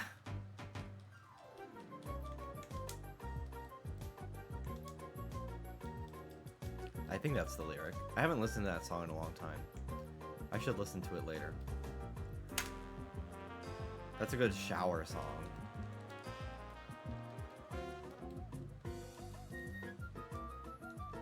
I just know Todrick did some with Kinky Boots. Yeah, I think Todrick played played Lola. Like, was one of the, played Lola on Broadway for a while. I think during, like, All Stars 2 era. Maybe a little bit after that.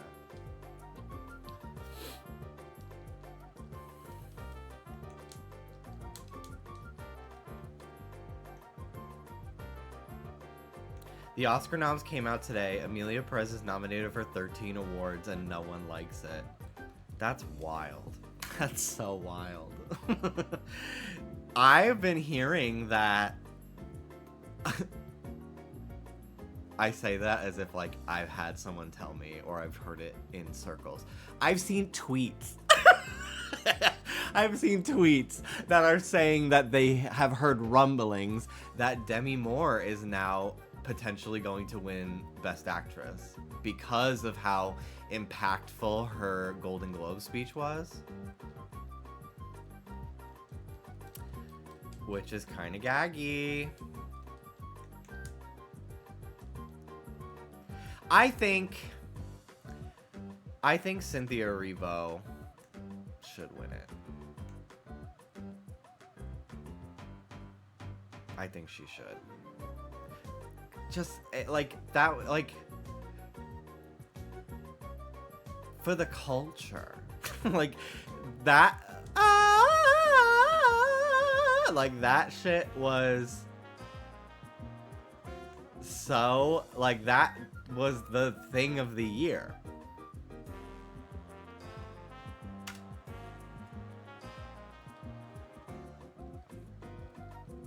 And the director for Emilia Perez apparently shook his head when they announced Cynthia was up for an award. Heads will roll, motherfucker.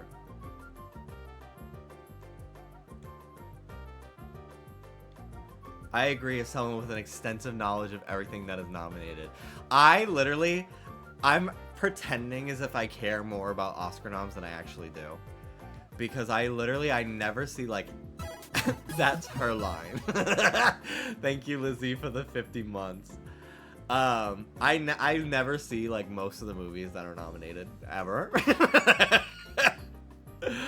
And if I do, it's, like, years later. So, like, do I really care that much? No. It's like the Grammys. Like, I don't really ever really care that much about award shows to begin with. That being said, I will have EGOT's status. Emmy, Grammy, Oscar, Tony, Streamer Award. I'm adding an S at the end of that. I will have that someday, so I will care then. But for now, I'm like, I don't know. I do want to be better about seeing movies, though. Now that I'm in California, because I see there's so many billboards, more billboards than I ever saw when I lived in New York, obviously in Florida, for movies all the time out here. Probably because like a lot of like Oscar and Emmy voters and stuff live out here and stuff. But like there's movie advertisements all over my neighborhood all the time, and I'm like that's show business, baby. Like I gotta get in on that. Like I want to watch that.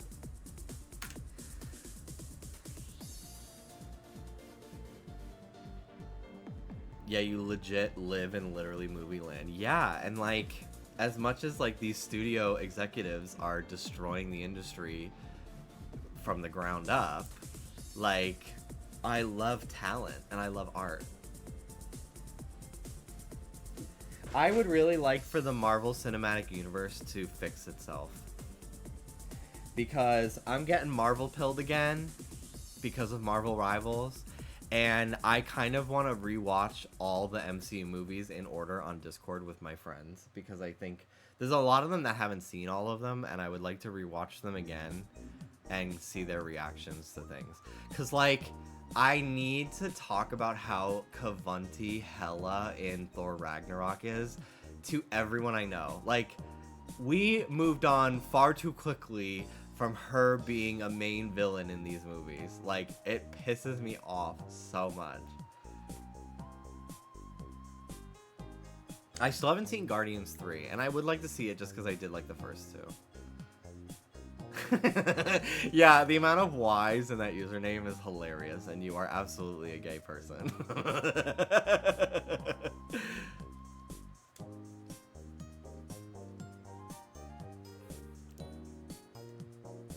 of my favorite things about Guardians is Nebula's storyline.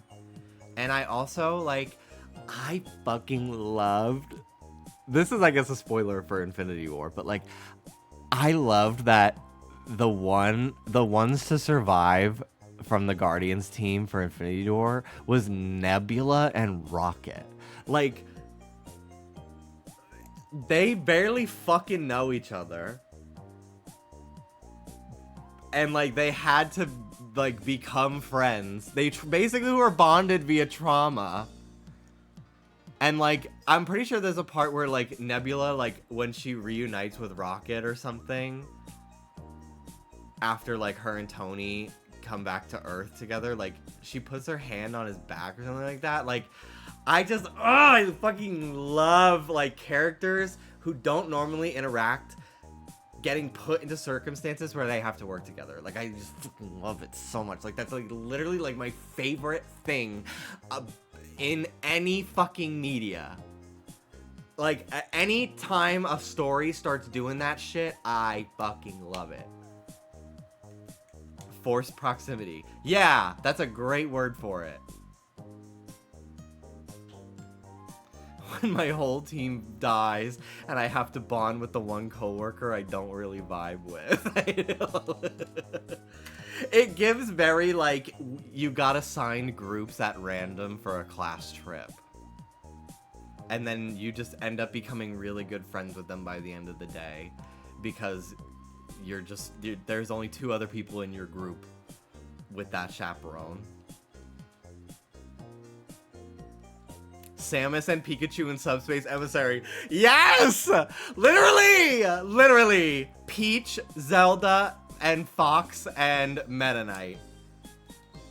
Right? I think that's the group. Or maybe Fox and Kirby. Whoever has the tea party on Meta Knight's ship in Subspace.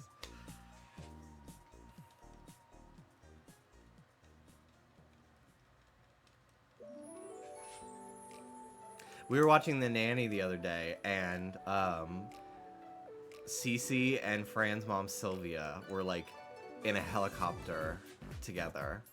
And I was like, these two never fucking interact, but like that often, but like I'm loving it. The dynamic is hilarious.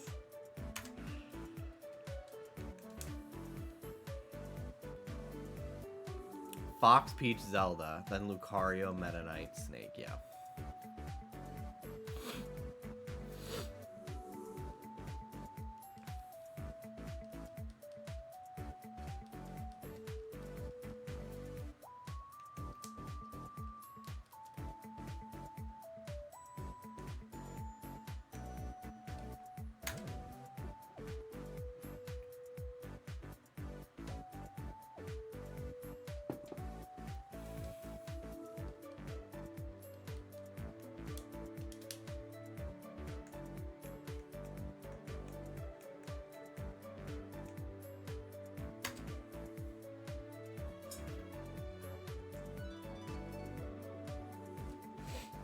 I have a feeling the next shiny I get is not going to be Esper. I think it's going to be Honedge. That's my prediction. Ooh, I should do a prediction. I have to do a new prediction. For which will get the shiny. Left, middle, or right?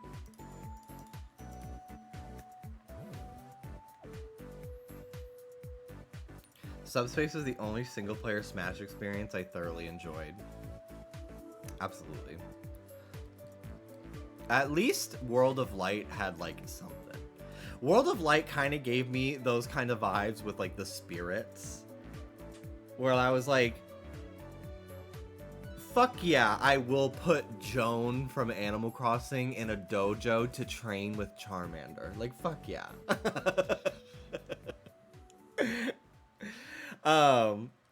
So I did under the supervision of like Blathers from Animal Crossing, or like, I don't know, some other fucking random ass character. The pig from Donkey Kong Country.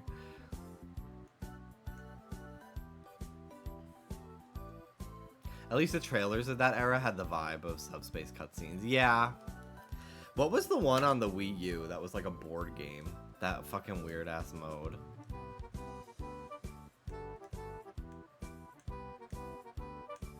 Shadow Generations was funny realizing Shadow has like 3 friends.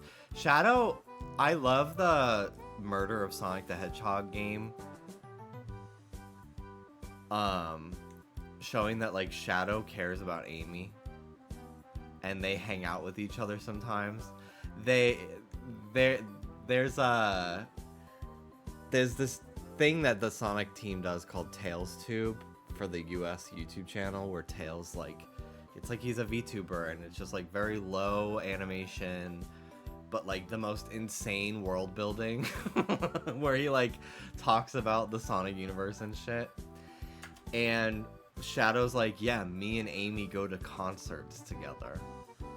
I love Sabrina Carpenter. It's so funny to me. Ooh, there's also, hold on.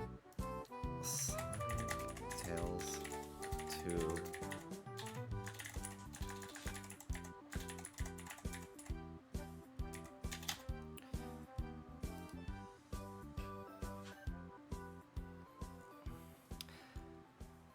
There's this, here it is.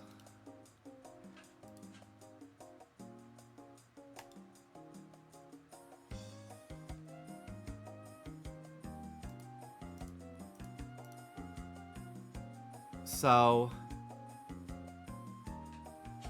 they're finally, I don't know what this is gonna end up being.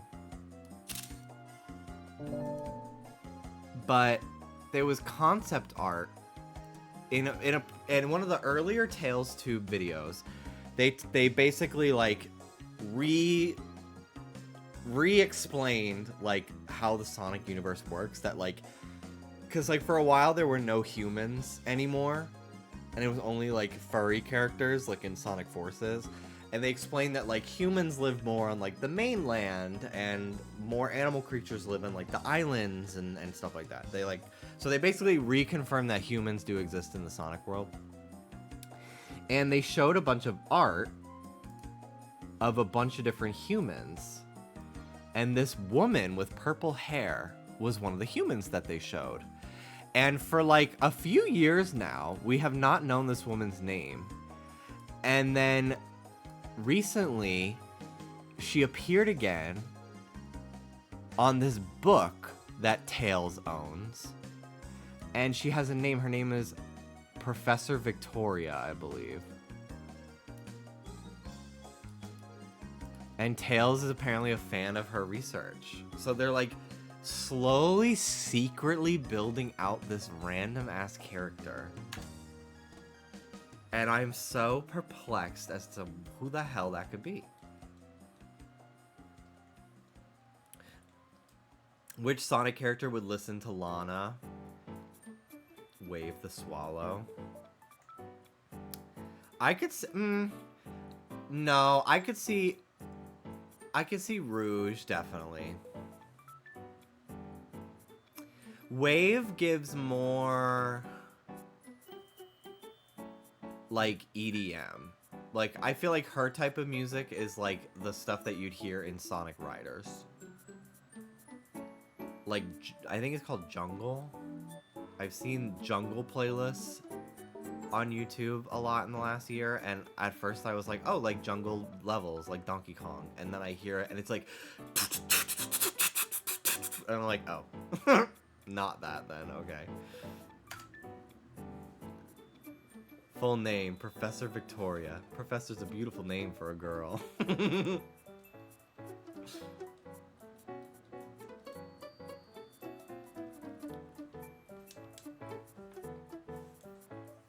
My favorite is in Sonic X. Anytime Rouge is on screen, there's a saxophone. Let me see if there's a good clip montage.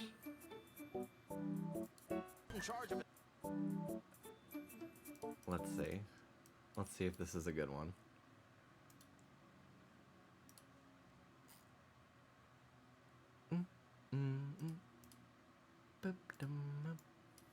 The Special Forces team to sabotage Egg...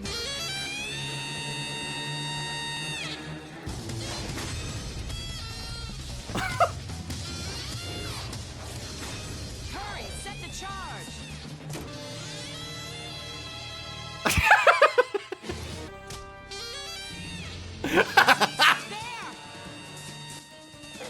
This is so fucking I'll insane. handle this robot.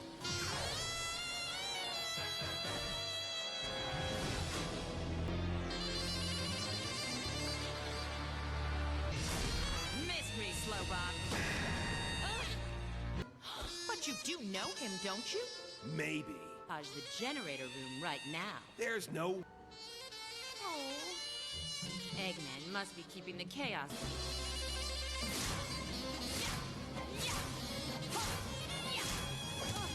I can't kick through. This is my personal favorite voice for Rouge. This, like, very... I think Zelda Williams would be an incredible voice for Rouge. Kuvira's voice actress from Korra. Give me orders. I'm in charge of this operation. You follow. You're cute when you're A.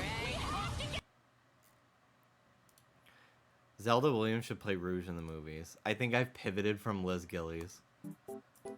Because, I tweeted Liz Gillies about it a bunch. Like, twice, and she never liked my tweet. But Zelda Williams plays video games, so I think she would fuck with the idea hardcore and, like, actually seek it out.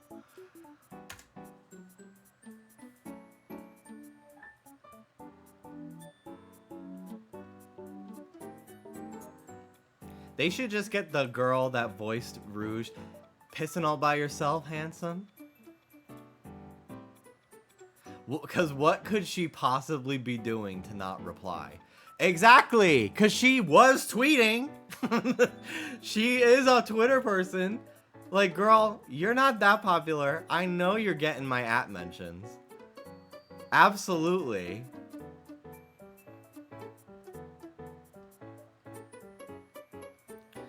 My current fidget toy when I'm streaming and working is this 8-pound dumbbell that I keep picking up with my foot and like playing with. And I currently have a bruise on the top of my foot from this. And it has not stopped me.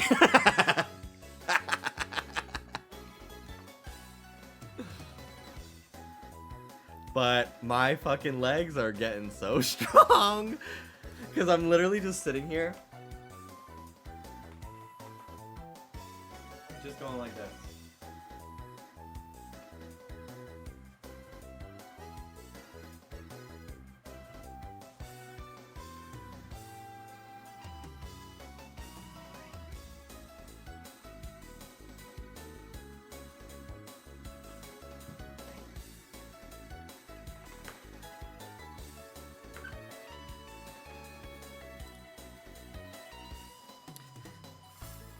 I was using a 15-pound weight as well, actually.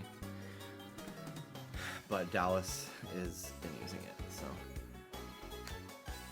But yeah, I did give myself a bruise from dropping it onto the top of my foot, and which is so stupid as fuck, actually.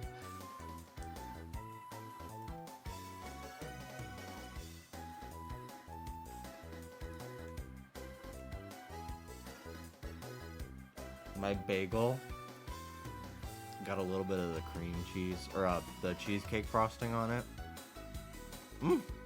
That was really nice.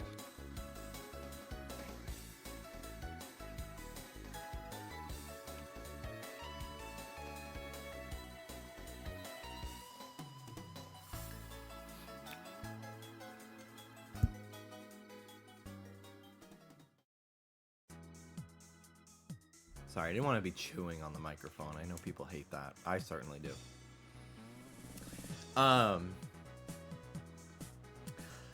I am really trying to be better about training my legs this year.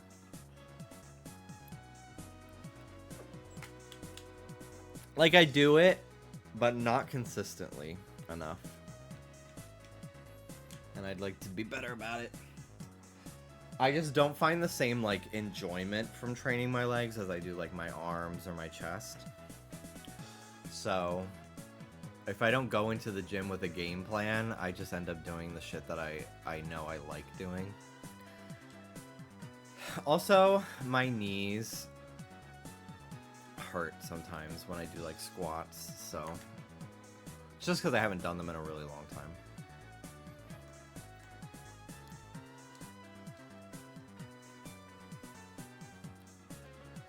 But I would really like thighs that are like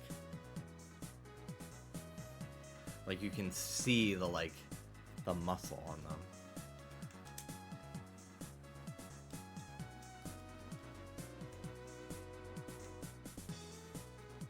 Especially with how short my shorts are. I'm showing so much leg. I want to work on them more. I think I have very nice legs though. Thankfully. I like them.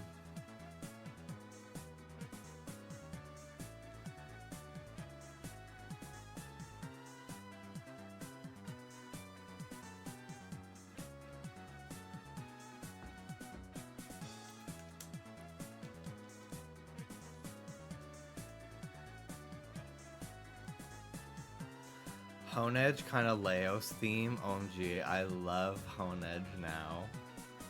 Yeah! I need to watch more of that show. Is he really gay with that twink?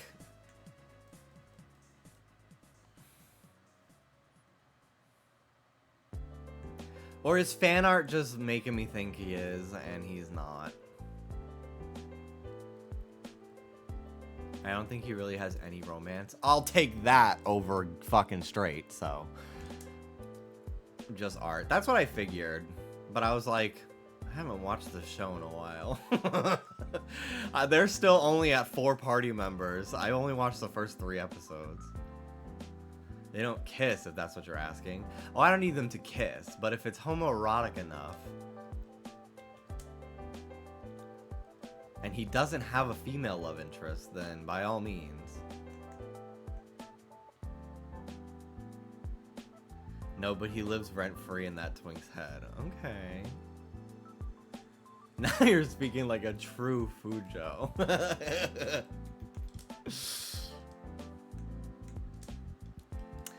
On the podcast yesterday, Trish and Oscar were talking about like influencer boys that have predominantly female fan bases that don't like it when they are dating a girl. And the examples they used were these 2 guys, Jake and Johnny. I know nothing about them, so I can't really describe what they even do. But they were talking about how like a lot of their fans, it's very much, literally, I would say it's like younger Gen Z's Dan and Phil.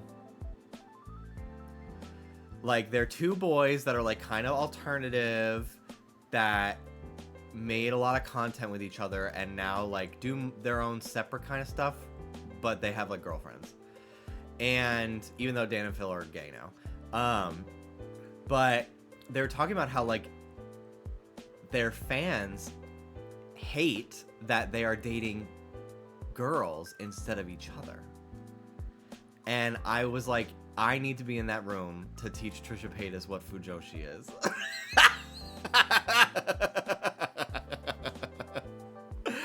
I need to be in that room to teach her the word Fujoshi. Like, I got very close to her learning what Yuri is, because I sent Oscar to show her a TikTok about like people like Lena Waithe getting upset about the like Yuriana, like people shipping Ariana with Cynthia, but the word Yuriana was not used, because I was really hoping like it would say Yuriana and she'd be like, what does that mean? And then Oscar would have to say like Yuri Ariana, and then Trish goes, what's Yuri?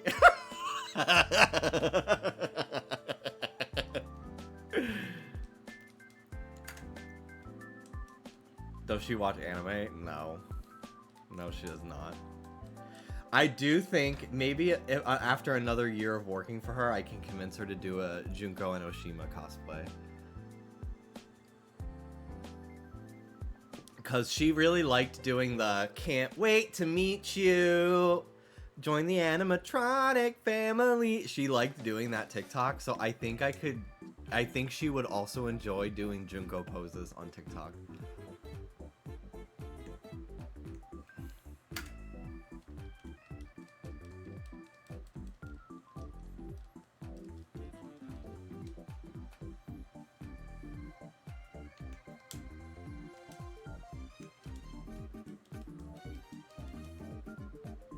I saw gay art of Squid Game characters, and like, what are we doing here?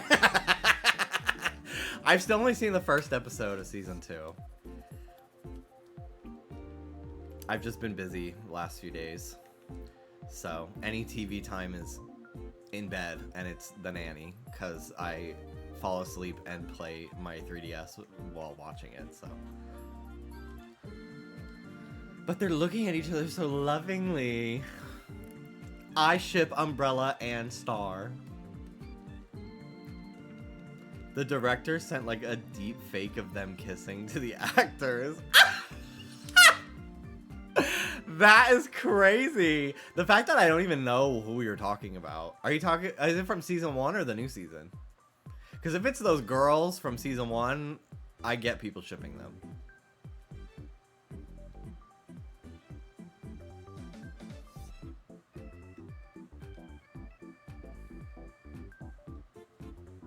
New season, the protagonist is having like gazes with the antagonist.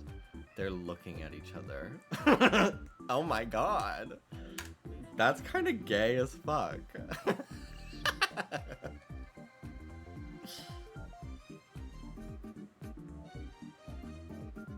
I liked your Instagram story, Anne, that I just opened on my phone.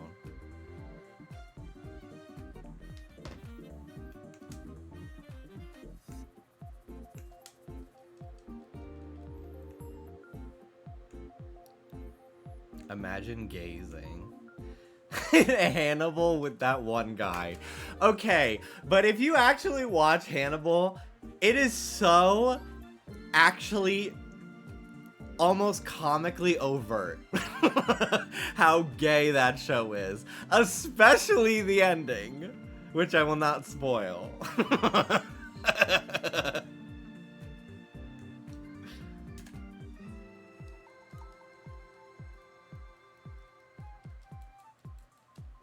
He is Asian, Mads Mikkelsen.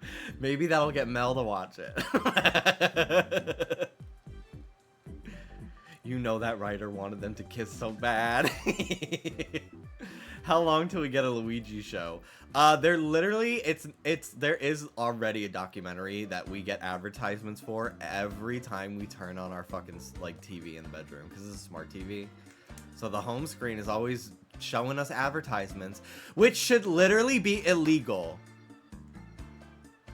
Like, to me, a smart TV that I paid for at the store should not be giving me ads on the home screen. That's like literally getting pop-up ads on your desktop on your computer, in my opinion.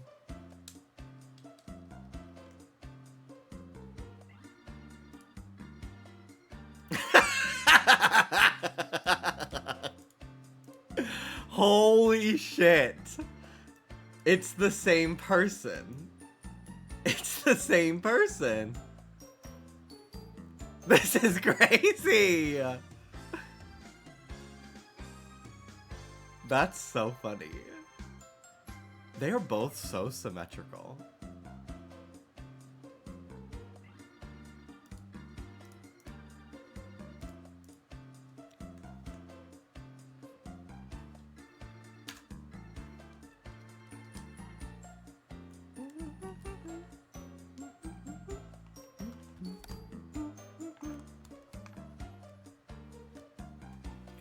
Why is he so mugged in the bottom right? He's mewing.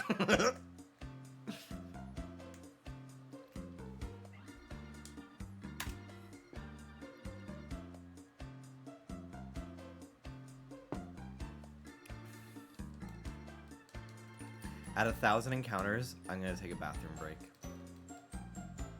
Mugging out with my nachos. I made good encounters today. I started at 666. I've almost done 400, and it's only been 2 hours 20 minutes. I was focused today.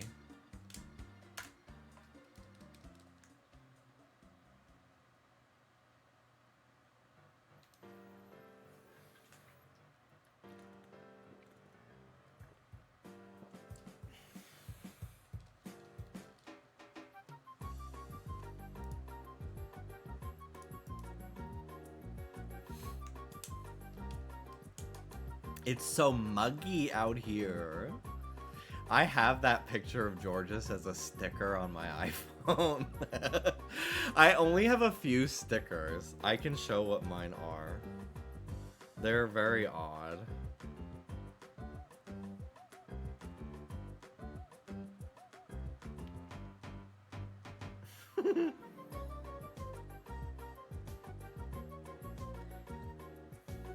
I don't know how to pin stickers from different apps. Like, I don't know how to make Twitch emote stickers be a default. Because my first app sticker is eBay. Why? Why is that there? And it's like, good deal, like shit like that. But these are my stickers on my phone.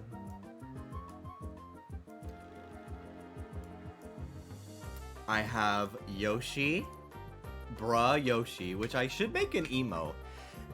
I could literally just upload the picture. I already have that Luigi bruh, but I also love this one so much. The next one is Wanda Sykes with holding a picture of the skunk that she played in Over the Hedge. Then it's George's It's So Muggy Out Here. Then it's Mel's emote. Then it's Soda. Then we have the Wii Sports dog that I drew. And then we have 2 memojis of that I made Will Byers from the like first 2 seasons of Stranger Things, because I just like to send him to Mel a lot. He likes it cold. And that's it. I kind of forget that I even have the option to make stickers, so I don't really make them too often, but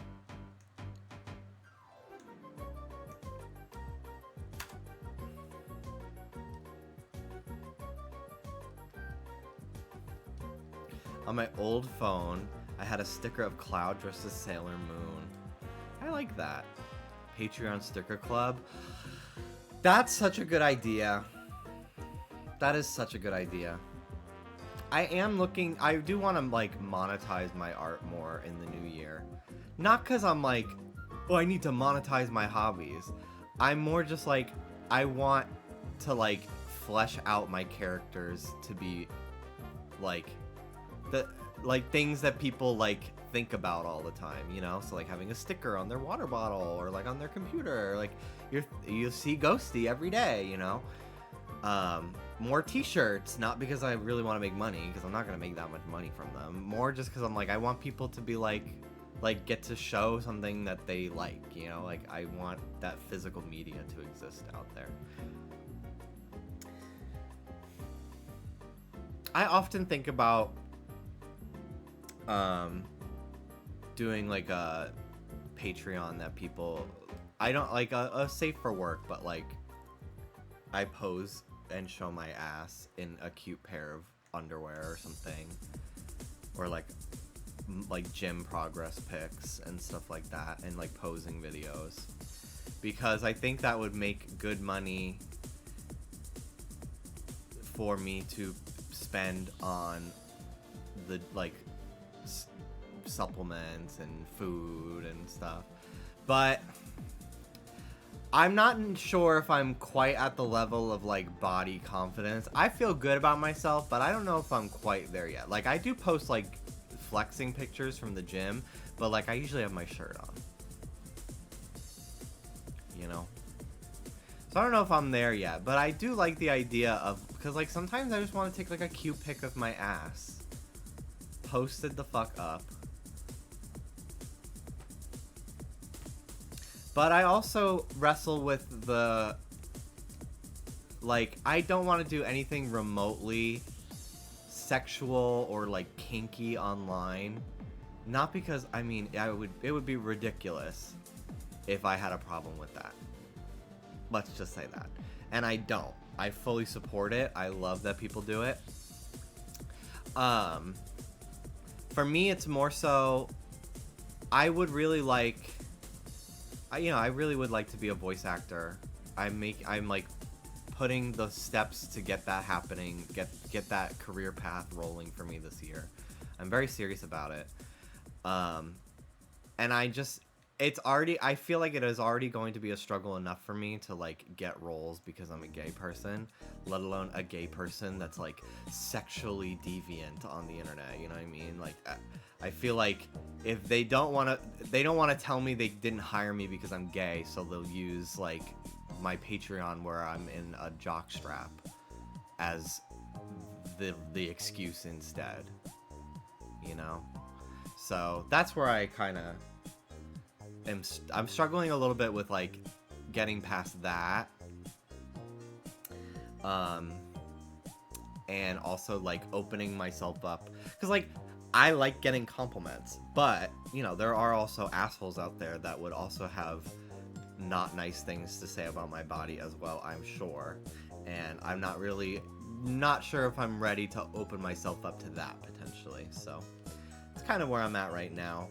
But I do like the idea of like having a Patreon where I post post-workout flexing video, and people are like, wow, great job, Jimmy. Wow, you look amazing. Wow, so buff. Wow, like, that's so fun. But, and like getting money from it, like, amazing. But, I don't know. The fact that I'm even thinking about it, though, is like leagues more confident than I was even a year ago, or 2 or 3, you know. Go anonymous and use a porn name. Well, I have tattoos, so I don't know if that's really a possible path for me. I always did think, though, that if I ever did like adult media, I would not go by Jimmy. I would go by J. J-A-Y. I would create a stage name. I would probably use like my mom's maiden name or something like that. Yeah, Big J.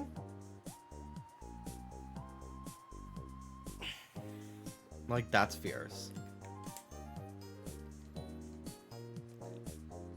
Would you really want to work for someone who has an issue with any of that, though?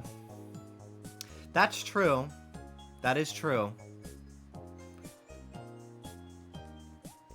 But unfortunately, I feel like the higher ups of that entire industry would have an issue with it, because like they would not be able to, like, I don't know, my character would not be able to be voiced in like fucking Russia or some bullshit like that, you know.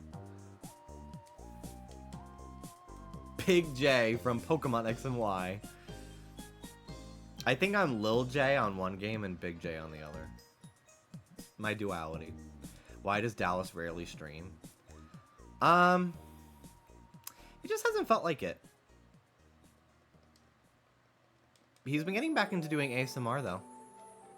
He's just like, I just want to focus on stuff that he feels like doing in the moment, and he's felt more interested in like ASMR. And he shiny hunts still, but he'll do it like offline and just record it and like listen to music or talk to friends on Discord or something.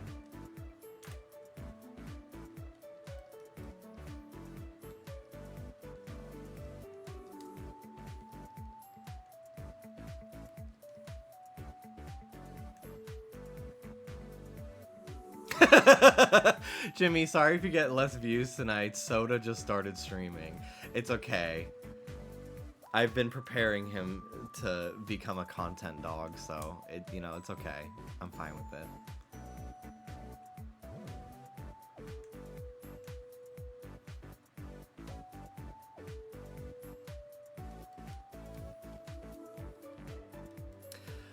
One of my friends, one of my oomfies, is a bodybuilder, and he's basically been like coaching me for the last 2 months, and I have noticed like significant like strength increase and stuff.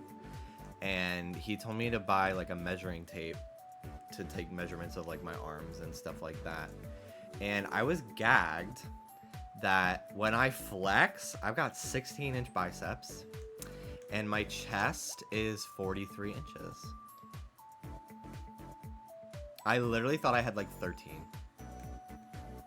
or 14. Unflexed is 14 inches. Flexed is 16.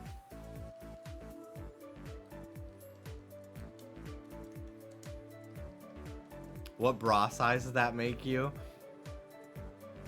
I want to say like...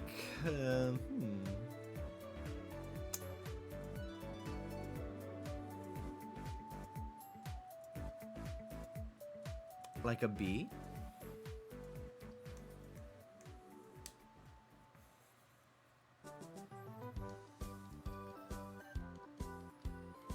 I actually literally don't know. I can get a whole fucking fistful. So I don't actually know. Mind your beat, for sure. I almost thought you were like saying something in French.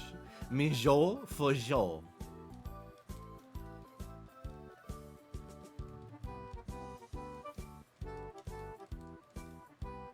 $42 is the average. Is it really? me check my notes. Just to be sure. Yeah, 43. My neck is 17. Waist 35. Legs 21.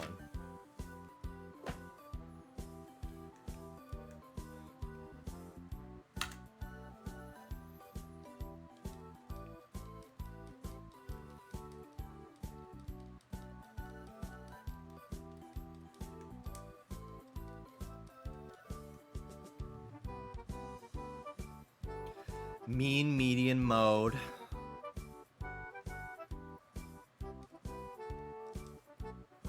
Great name for triplets.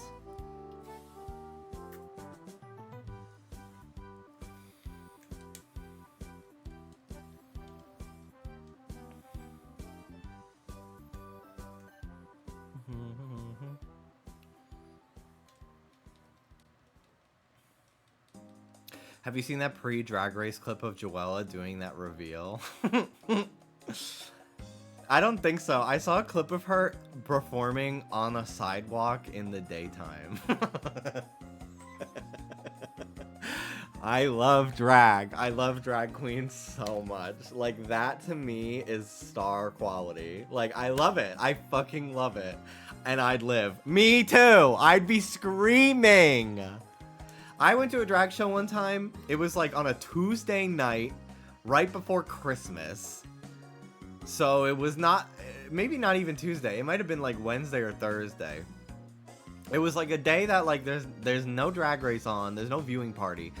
It was just like a middle of the week kind of vibe. And it was maybe me and 5 other people there. And I tipped them. They didn't like skimp out on a show. Like, they did their entire show with their full amount of energy, and I tipped them as if there were 50 people there, which I was kind of broke at the time, so I probably should not have. But I was really drunk, and they had an ATM right next to my table.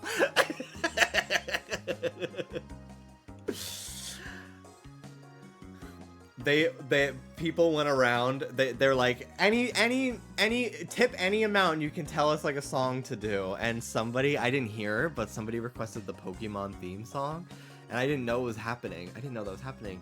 So they randomly busted into the Pokemon theme song, and at this point I'm like 3 drinks in, the equivalent of like 6 fucking shots because I was getting doubles, and I think I handed her like a $20 bill. And she didn't even know any of the words.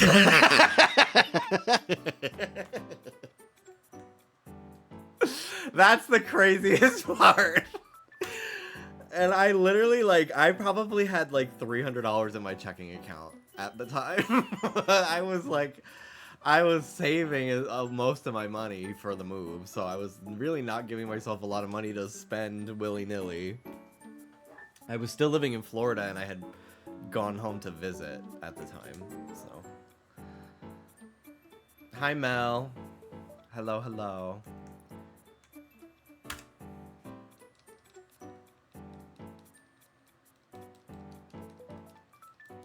Eureka doing that snowman song. That clip of Eureka walking in front of Marmalade at DragCon. And Marmalade's like...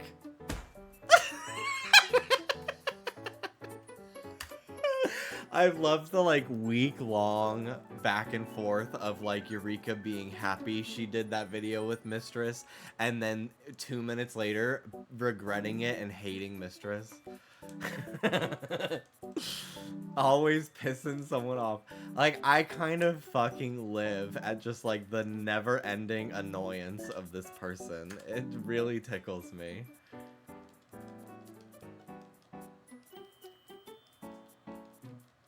What color was he? Blue.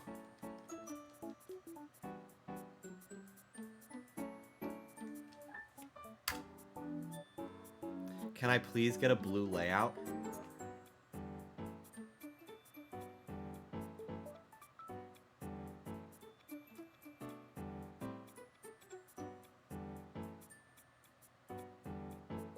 More blue. Okay.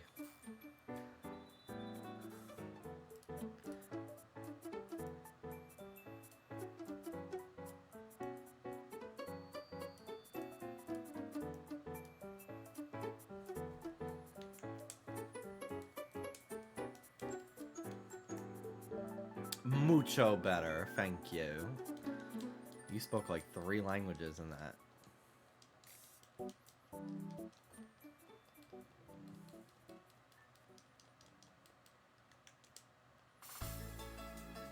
Spanish, American, and British.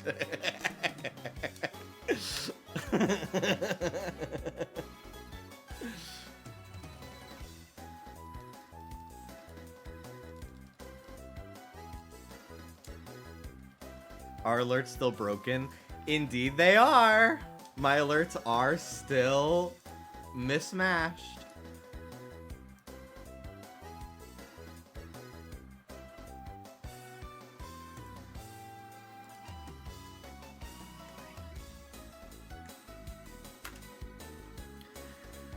$9.99. Okay.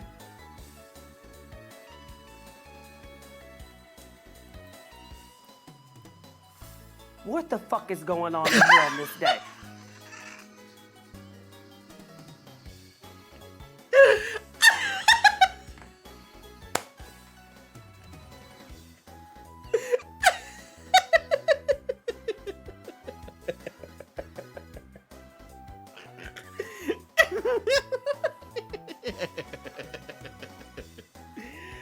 Thank you, Mel. Okay, if anybody else is gonna donate, please wait till I get back from the bathroom.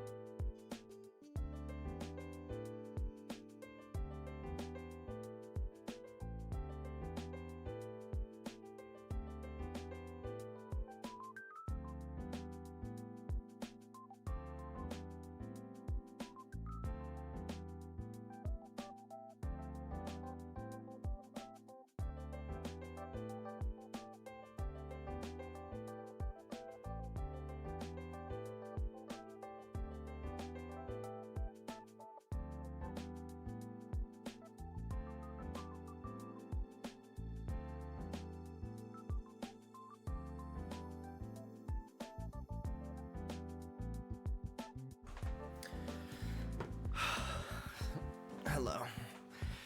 Trish performed Shallow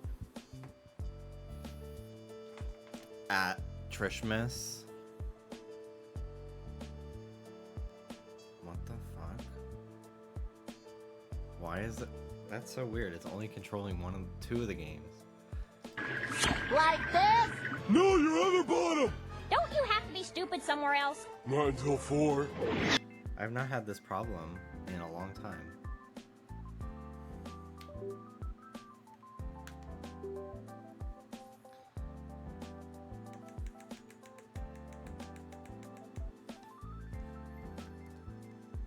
Oh, input redirection stopped. Okay. What the fuck? And it's still not working? Hang on.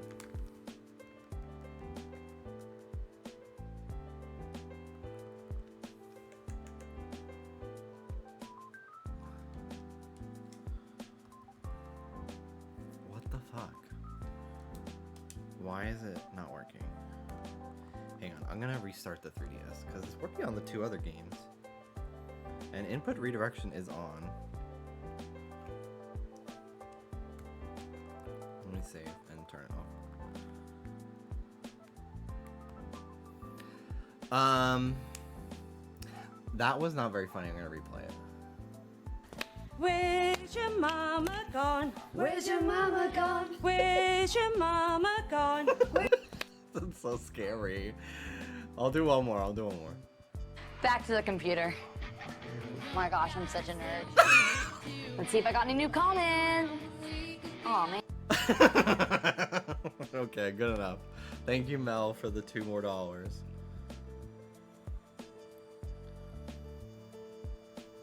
When it works, it works. Okay, goodbye right now. Goodbye.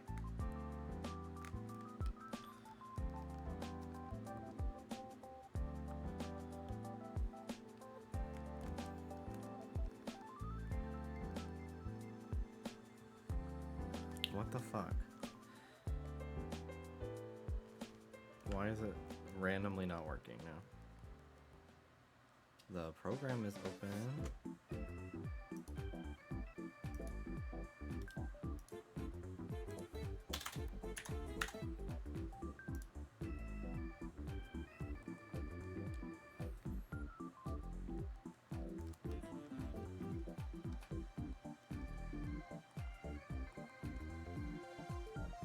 Okay, it's working now.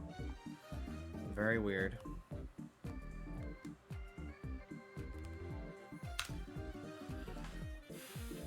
$1,002.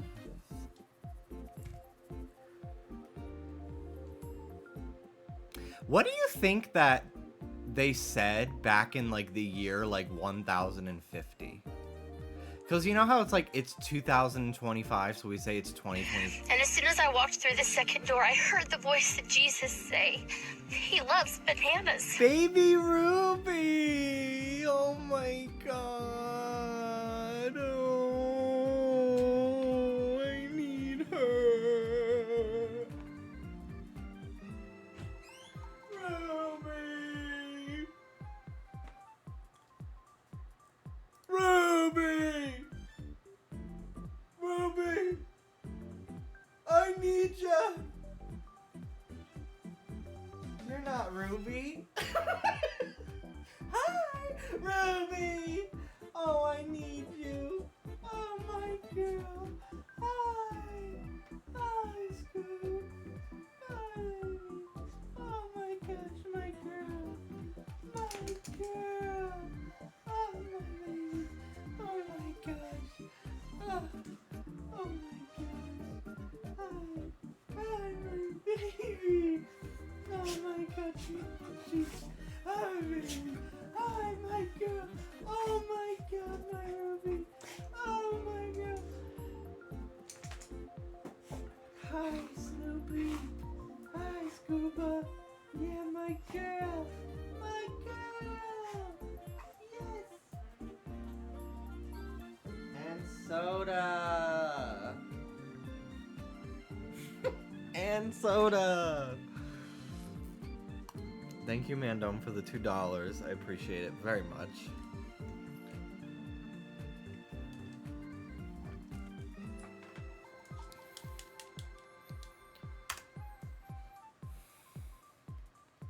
I love my dogs. Ruby was so little. That was like literally like day 1. Maybe day 2. Day 2 of having Ruby. She was so little. Hello, Mr. Man. Hello, Mr. Soda Boy. I picked you up. I picked you up. Hello. You're the baby now. You're the baby now. Thank you.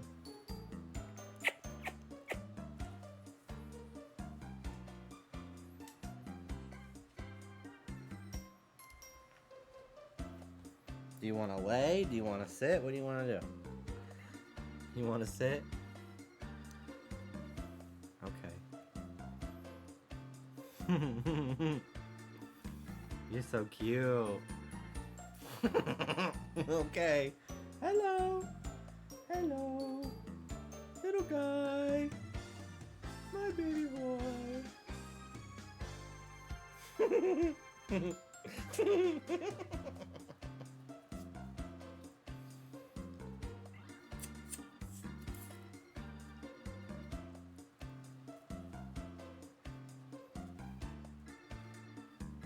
Hello.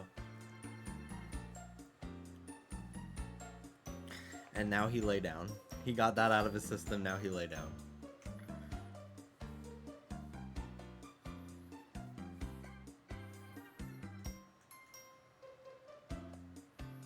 Don't be sniffing the DS's and running from the shiny when I get it with your little nose, little fucker.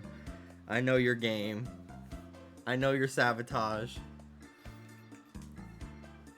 Milo's a cat. Milo's a snake. It's the year of the snake. Soon. I don't know if it's officially yet. Pokemon put out this really cute video of a shiny Ekans evolving into a shiny Arbok to celebrate Year of the Snake. Hello, baby boy. See you later. Bye-bye.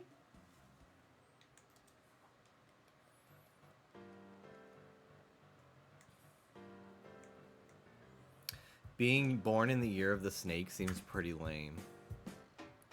I'm a Taurus, born in the year of the ox. I'm a double bull. Someone told me my persona should be a bull.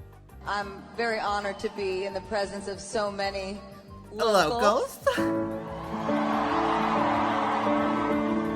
Lost Arts! Hello. I think I'm a rabbit. How femme. Okay, Miss Jessica.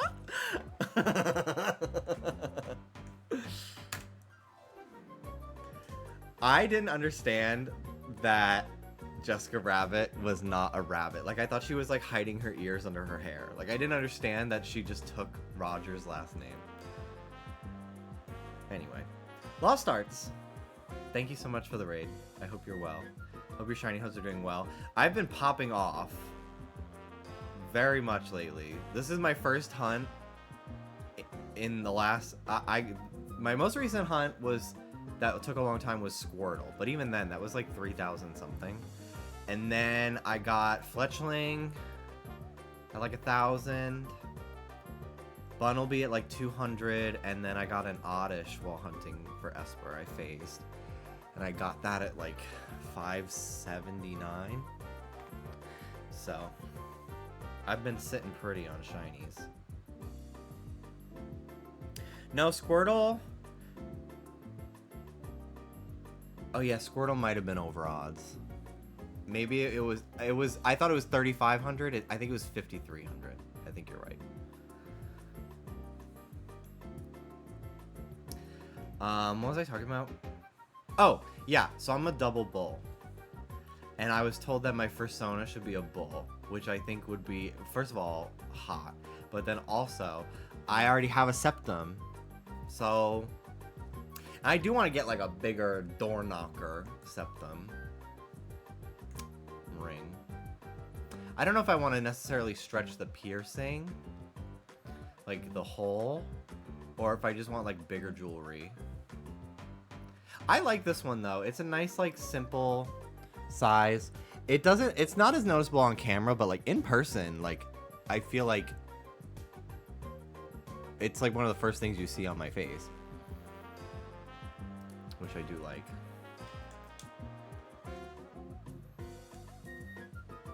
You should wear your Sonic 3 movie outfit over a bull fursuit. There's this tiger fursuit. I have to fucking show it. Because it's literally like, it looks like CGI. It is the craziest fucking thing I've ever seen.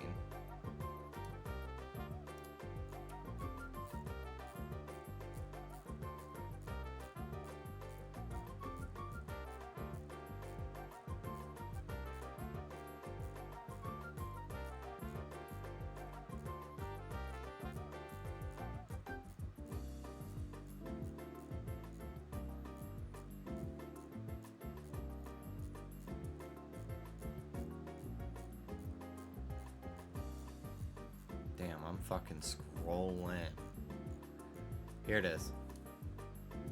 This is fucking crazy.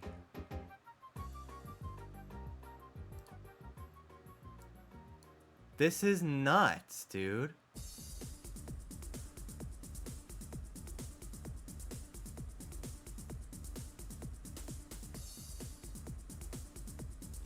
This is so fucking cool. Like, I feel like you don't even have to, like, be a furry to appreciate the costuming. This is wild.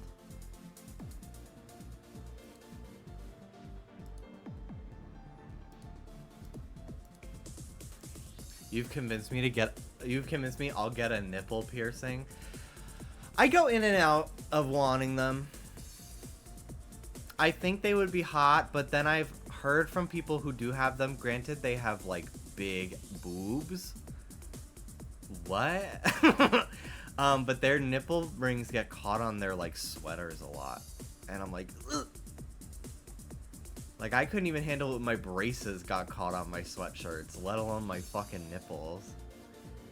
So I go in and out of wanting them.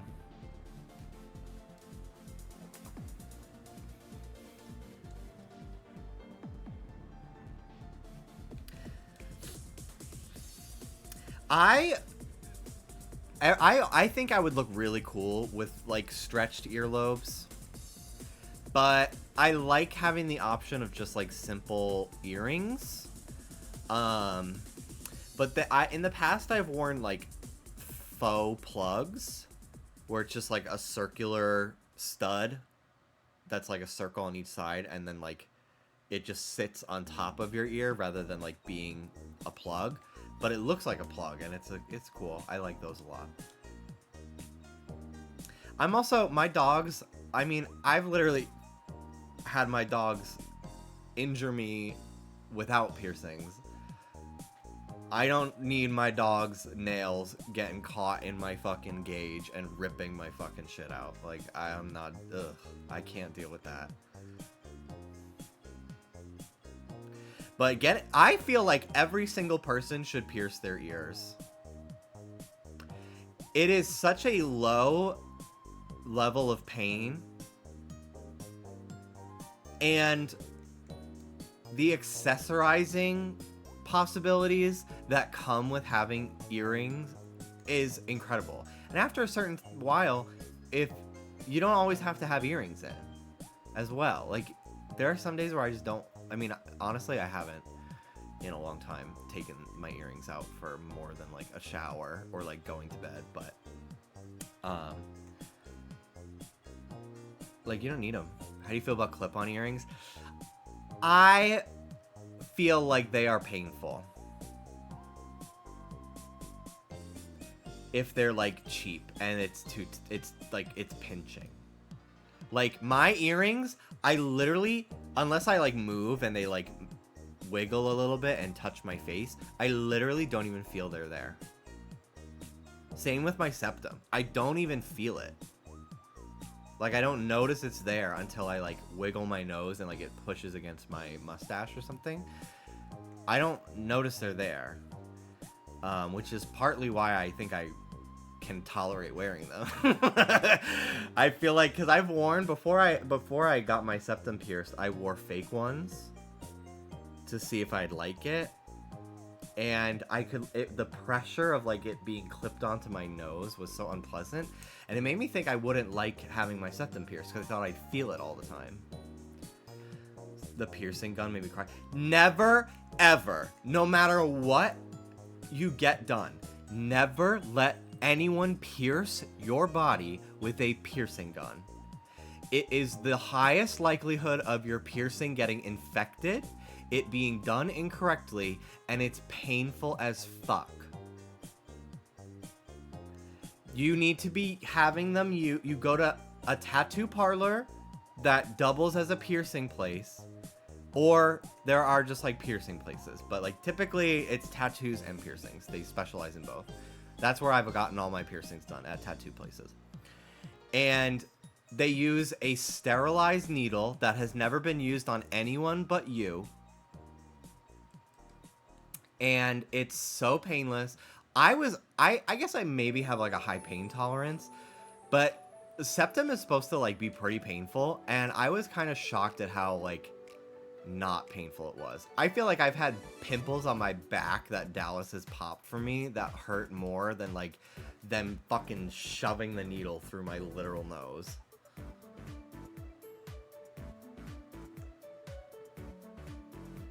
I will say my septum was sore because there's more nerves in your nose than in your earlobe. I don't even know if your earlobe even has any. Probably does, but significantly less. The pain that I experienced for like the first week after my septum was just like bruising because it literally got punctured. But like with my earrings, like the only reason why it's hard to tell because my ears did hurt afterwards. Not hurt, but like my ears did feel weird afterwards, but I also got them pierced in like February in New York City and was out in the cold. So I think I just was feeling my ears being cold rather than like the piercing. But yeah, I just took a Tylenol and slept on my back that night, and then the next night I didn't need any pain medication and I was able to sleep on my side again.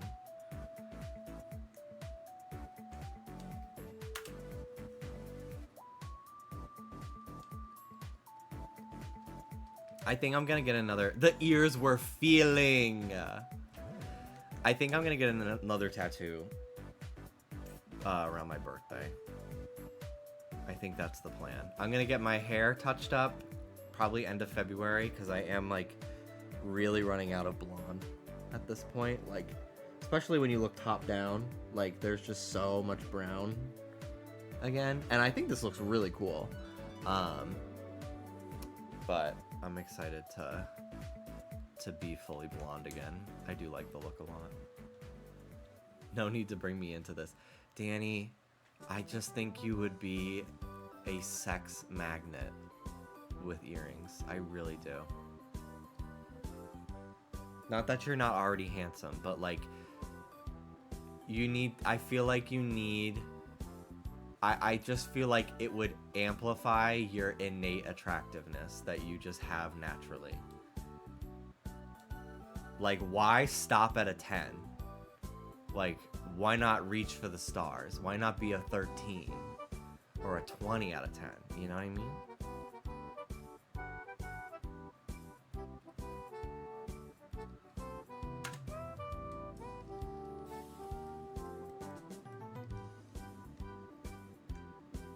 I just do not like piercings on me.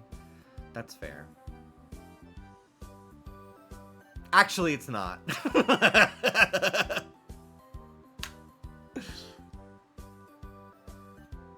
just think you look so good. I want Dallas to get his ears pierced this year so fucking bad. He's more open to the idea now. For a while, he was like, well, that's your thing. I'm like, bitch. It's everyone's thing. It's not my thing. I think it's gender for me not to have my ears pierced. Well, I guess I can't argue with that or else I'm not woke, but...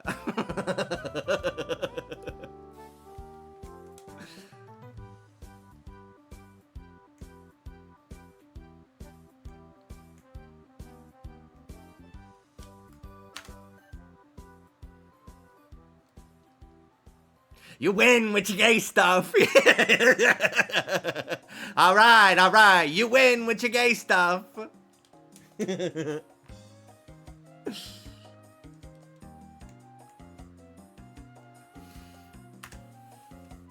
Last night, I should show it. Last night I got a TikTok and it was these two guys in Toys R Us showing Pokemon toys from like 2009. And I was like, oh my god, why do I recognize this video? Why do I recognize these voices? And then they showed, this is like a video that got stolen. Like someone just stole a YouTube video and just re-uploaded it on TikTok. And I recognized the voices and I recognized this video. I'm like, I've seen this video. And then they showed the people in the video. And I'm not going to reveal who they are. Because maybe there's some people in chat who might recognize them. Giratina? I had that big Giratina. I still have it. It's in my desk. You get this to work. I have that Snorlax behind me. Into a T-shirt. Is that even Pokemon? Yeah, it's Pokemon. I've never had one of these when I was little. No, we did not. We had sticks. Nintendo DS. Does anyone? I have that Turtwig. I had that stylus. Does anyone recognize these guys? Because I did immediately. Look at this one. They got all these different styles. I have that Golem. Pokemon. I think it's behind me as well. These are just figurines. Well, let me tell you what. Toys R Us screwed up here. Look, this is the whole... So this is a YouTube channel. These guys were called Crisscross Media. I think one was named Christian and the other one was called Christopher. And they had a joint YouTube channel and they would do a ton. They did like fandom content and every month was like a different theme. So they'd have like Pokemon month, Pixar month, you know, DreamWorks month, and like Mario month. Like it was they did such good videos. And I think they might have had a falling out and they just like stopped making videos together. And eventually it was just Tubo Pokemon. I've never had one of these. Not this Chris. I've never had one of these when I was little. No, we did not. We had sticks. This Chris. And I was such a fan of theirs. And when I first started doing my Nintendo Fan for the Win YouTube channel, this guy gave me one of my first shout outs and I got like 300 subscribers. Like I got to I didn't get 300, but I got to like 300 subscribers from that shout out. And around the same time, Munching Orange also gave me a shout out. And I think that was how I got to that was how I reached 1,000 subscribers. So shout out to these two. Also, Munching Orange is still making YouTube videos and still fucking eating at them, by the way.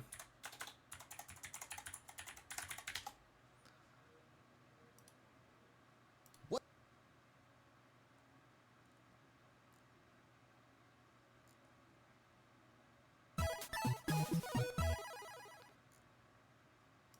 Across the world to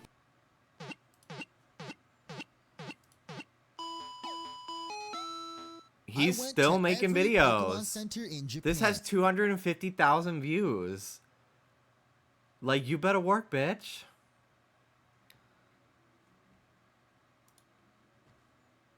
I love nostalgia. I love it so much. Allie! Thank you very much. 81-month resub. Thank you, thank you. I wish we could get when you could get like a platinum tin and that was that. Nowadays 40-year-old men who lost 10 grand from Hawk Tuah coin ripped them off the shelves like vultures.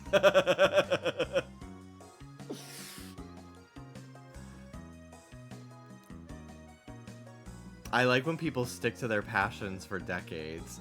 Me too. I feel like I'm still doing it in a way. Not YouTube, but like I'm still doing internet gaming things. I'm still out here. It's found some different shapes and sizes over the years.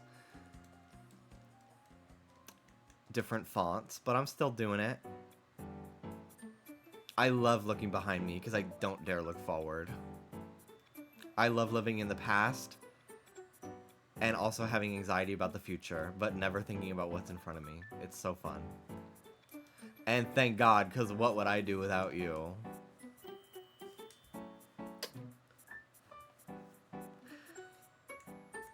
Well, I know what you won't do with me. Get earrings! Do it!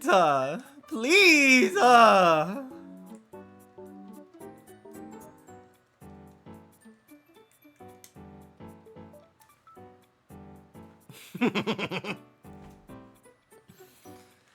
I feel like Mickey when I wear my big black hoodie.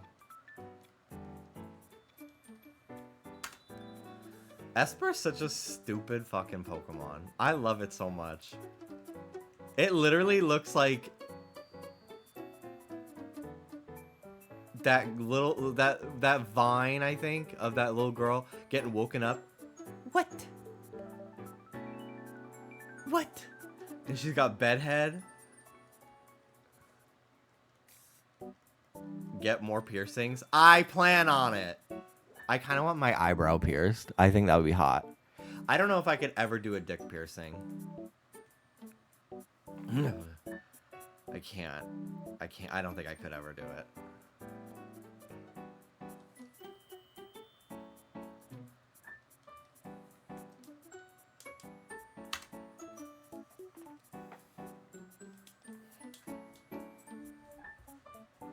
I did not know that you could change the color of the background for Pokemon and Me.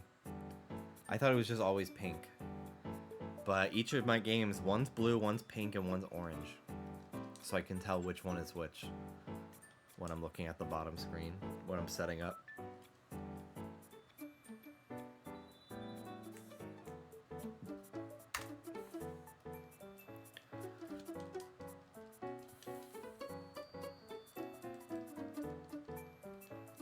Ball. No, no, not balls piercing. No. No.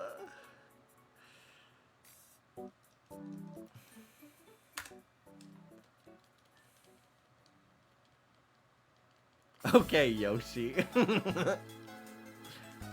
Bald piercing. Yeah, pierce the top of your head. Get an antenna.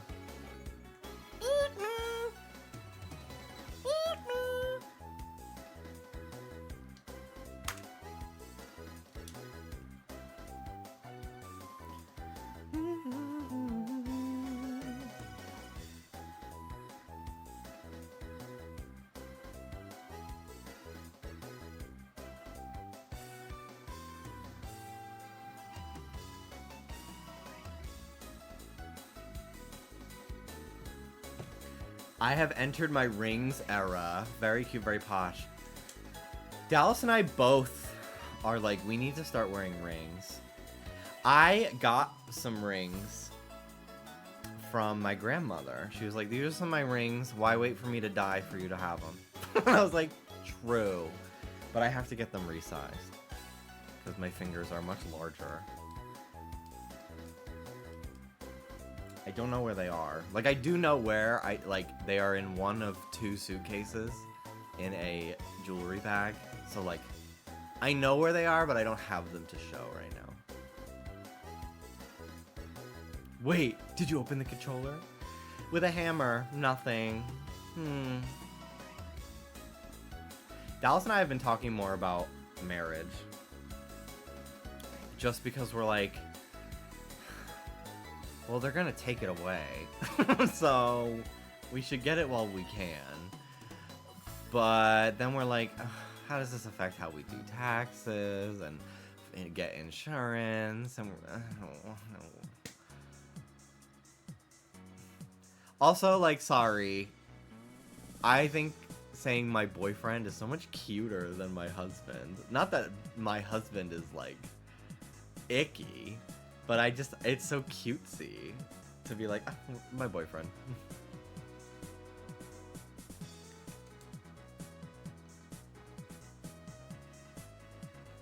I would rank it boyfriend, husband, fiance. I don't fuck with fiance. My husband. I'm the husband. Wife is a much better word than husband. Honestly, yeah, wife is cute. Like, she's wifey. Like, she's wifey. Oop, I hear a helicopter. Is there a new fire?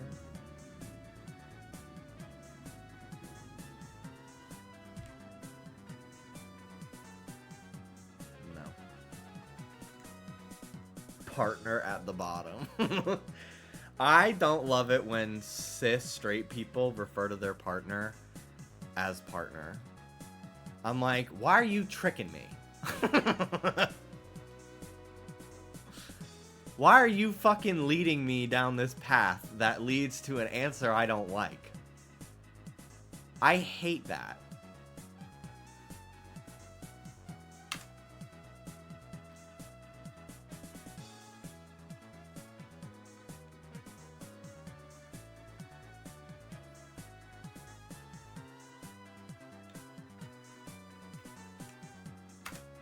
Bi people are okay saying that. Yes.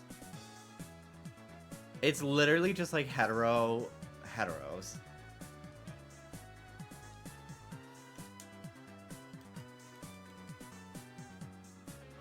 When straight cis people use partner, I'm like, do y'all run a business? Yes, we actually sell candles and essential oils on Etsy. My husband is so into it. He loves helping me pursue our joint dreams. He's not home much.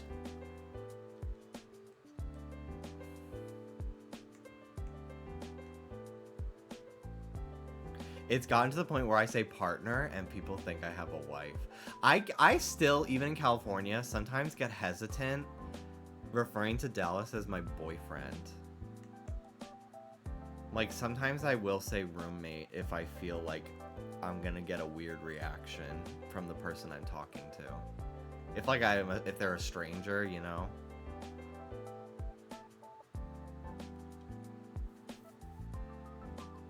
My oomphy. Yeah, my best friend. I remember when I first started dating my ex-boyfriend, my dad would talk about me going to visit him to his guy friends, like when they'd play golf or on the phone or something, and he'd be like, yeah, Jimmy's buddy. I remember I called him out on that. I was like, you would not, about my sister, be like her pal Dylan when she was still dating a guy named Dylan. And he was like, you know what, you're right, Jim. And I think it was more he was worried what they would think rather than, like, he wasn't like ashamed of me having a boyfriend. I think he was more like, he doesn't want his friends to be like, ew, about his son, because then he'd have to fight them, you know?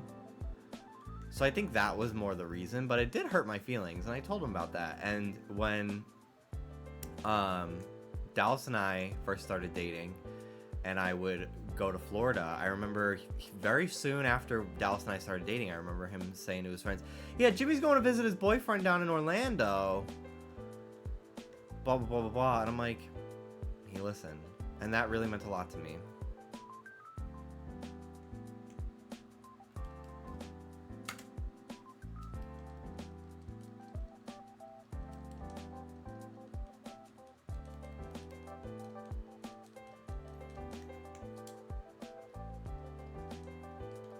But yeah, I remember being nervous growing up to tell him that I was gay, because I have a very vivid memory. We used to watch Deal or No Deal a lot on TV. Deal or No Deal and Biggest Loser. were like 2 shows that I remember we would just watch after dinner in the living room as a family pretty often. I remember there was this like very flamboyant gay man in a pink dress shirt that was a contestant on Deal or No Deal one night. And he was very like, Howie! Like, very like, yes. And honestly, and yes, Howie, I'm gonna go with number 3. Hi, ladies! Like, very that. And I remember, like, seeing my dad go like, ugh. Like, why do they gotta be so, like, in your face about it and stuff? Like, what?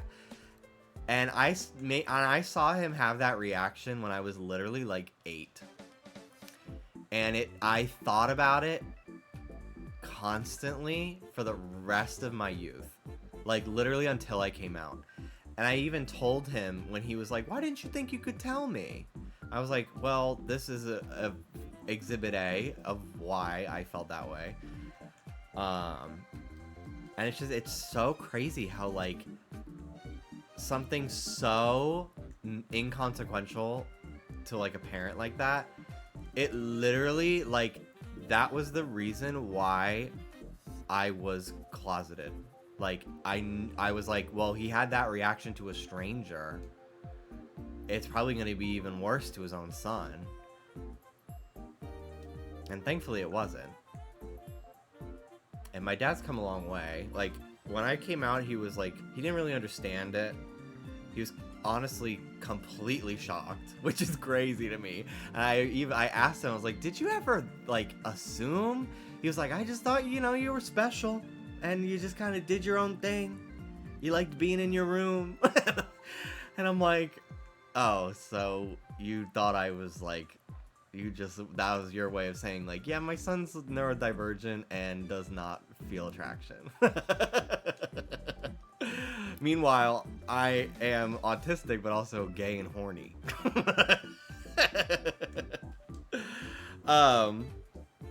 But yeah, he just was like, yeah, I don't know.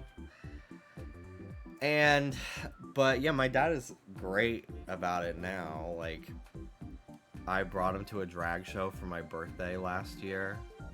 No, 2 years ago now. Yeah, 2023. I went home for my birthday. And he was like, what do you want to do? I want to take you out for dinner. I'm like, well, I'd love to go to this dinner theater that is drag. And I'd love for you to come with me.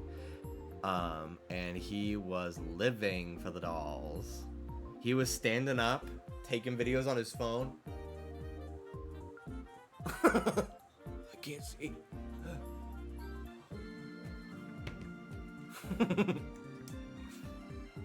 He needs to know about Joella. You could never.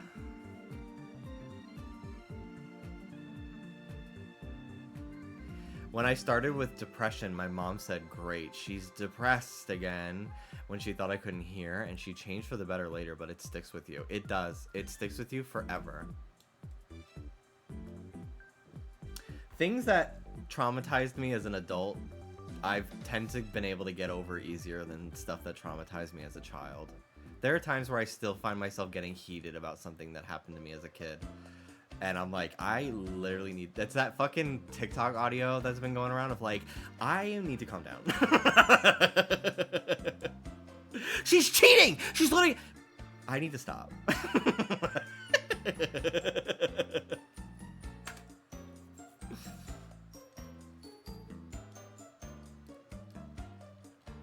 I remember finding out that my dad, did he know how to help me through my depression? Absolutely not. But he was there for me, and that's all I could ask for. Like, we'd go on drives all the time. He'd take me to Applebee's whenever the fuck I wanted, and then I would go into the parking lot and cry. Just because, like, I just did. Like, about everything. Just all feelings. But he, like, does not really... I think he doesn't think he doesn't get anxiety, but I think he absolutely does. But he does not really understand it. And I remember my aunt telling me, she was like, yeah, he would call me and be like, Jimmy keeps telling me how anxious he is, and I just don't understand what that means. And I was just like, God, I wish that were me. Like, I actually wish I was that level of, like, unaware of my own emotions sometimes. But I mean, he was aware, he was, like, around, and that's all I could really ask for in that aspect, you know? So I appreciate it, even if it is hilarious in retrospect.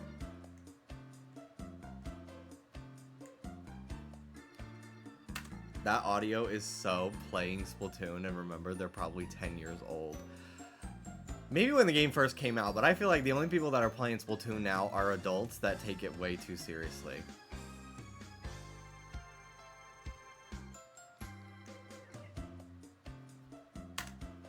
I wish I had my Vine boom.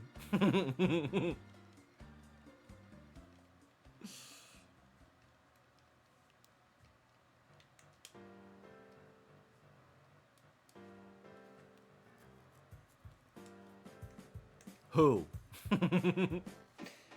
Honestly, I'm mostly talking about, like, random sweats that I would probably see on Twitter more so than anyone here. But it is funny to pretend that I'm alluding to people here.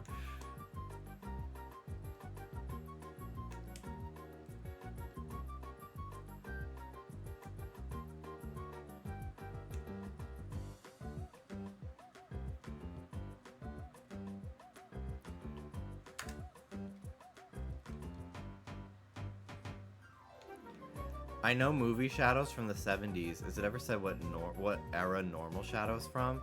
Well, if we do math, probably the 50s.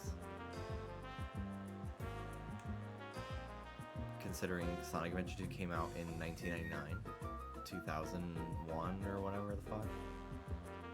No, yeah, 2001.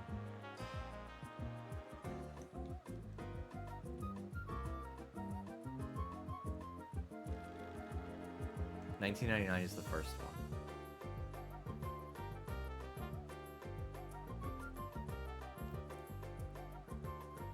Now, I don't know if you've seen this, but I think you might have some competition. Miss Warupichi has been killing the game on shunting. I just don't see the reason to pit two divas against each other when we could be maximizing our joint slay. That's just what I'm curious about.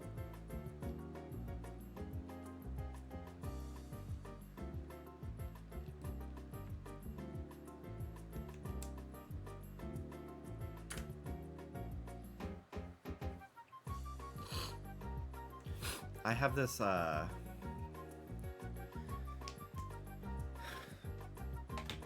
use Tretinoin at night. I forget sometimes to use it. I need to be better about my nightly routine. But it always leaves my skin so oily the next day, even if I, like, clean it. It's the only thing. But I'd rather, as annoying as my oily skin is, I'd rather it be oily than dry, because at least if it's like dry skin, then it can crack, it can hurt. I will go get a little object.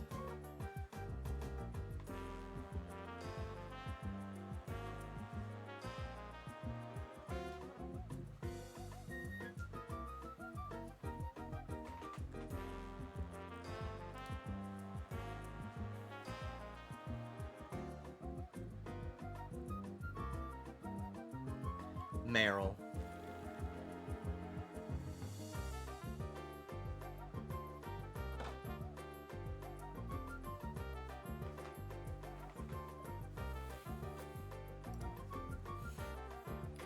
Peekaboo. There's a Fuecoco Squishmallow and a Belly Bolt Squishmallow that I've been seeing at Target, and I kind of want them. The first Squishmallow we bought was the Meryl one, because I was like, well, it actually just looks like a normal plushie because Meryl is round. And then Dallas bought the Christmas Pikachu one just to have more Christmas stuff as decoration, but that is in that Christmas bag.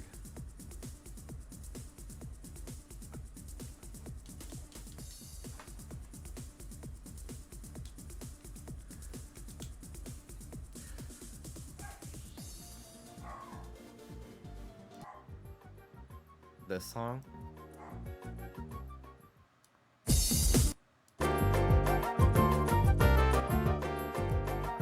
Oh yeah, the I love it, yeah. This is a Style Savvy playlist. Here's my playlist of playlists. If anyone wanted it. I wish they made the Pokemon ones in clip size, like 3.5 inch. Yeah, I would probably get a few of those. Do I have the Piplup Squishmallow? I do. I forgot that I bought the Piplup Squish. The medium size one.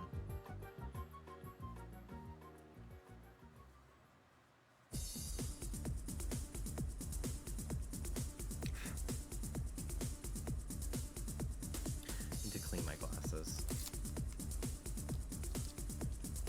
I got a fingerprint on them.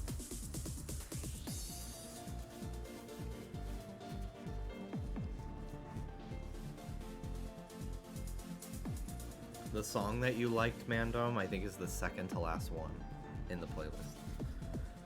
The Style Savvy video that I just linked, if you were curious.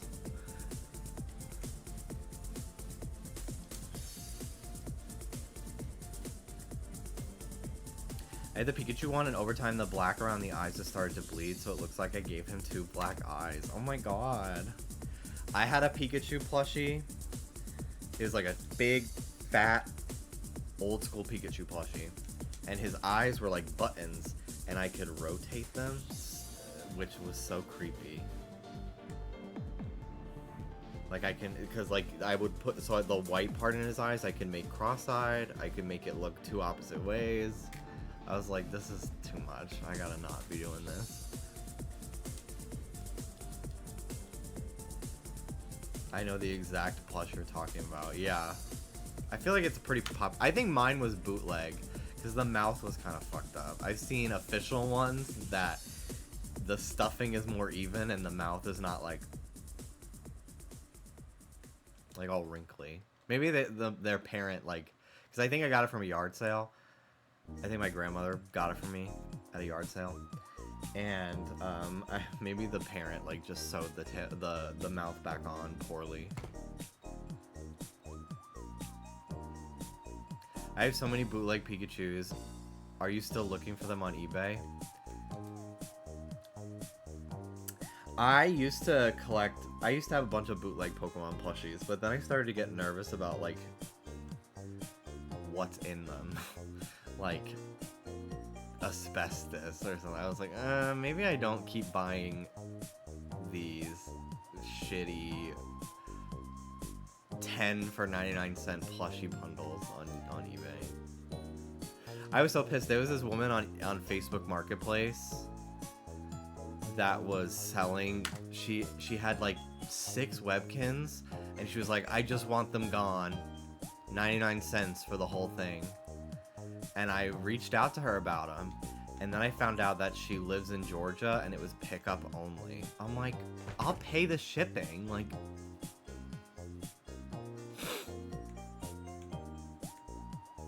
And I don't mind if they want to do pickup only. Like, I bought my CRT from pickup only, but like they didn't list it on the listing, so I wasted my fucking time. I've only used Facebook Marketplace twice. I bought a DSLR on there and my CRT. I should probably use it more, but I kind of just don't think to, ever.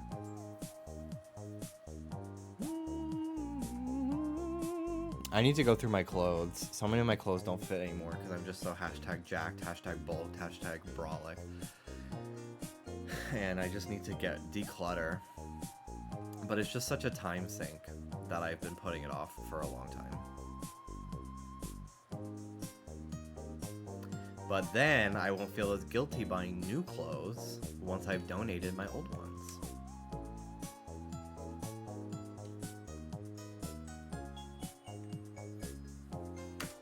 Used it to buy furniture. I got both my dresses and my vanity for like 20 bucks each. That's amazing. Yeah, I want to look for a kitchen table for us. because we don't have like a table to sit at and like play Uno. Or like a board game. Like we have our coffee table, which our coffee table is big, but it's low to the ground and like you'd have to sit on the floor if you, I feel like, to really get a lot of use out of it. Plus we just need more seating. Like we'll have, our couch can pretty comfortably fit 6 to 7 people on it. We like splurged on a big ass comfy couch. And then we'll like, Hannah will bring a chair down from her place when we have people over. If like she's invited, obviously, which she pretty much is invited to everything because I love her. And then I'll wheel out my office chair, and then we have a stool. But I feel like it would be nice if we had like a kitchen table for people to sit at and mingle at if we had like a really big party.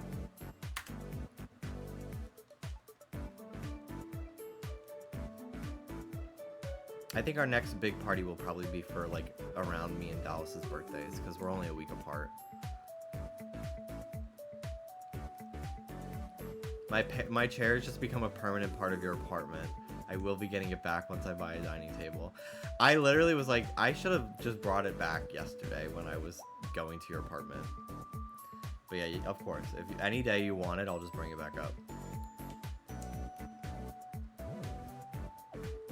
It's in the living room right now.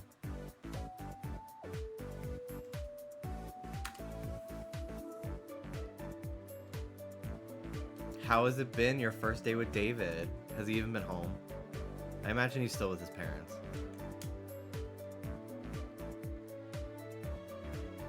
Did you end up leaving a lot of stuff when you... Or do you usually take most of it? Oh, when you move. So when our first... We never leave anything.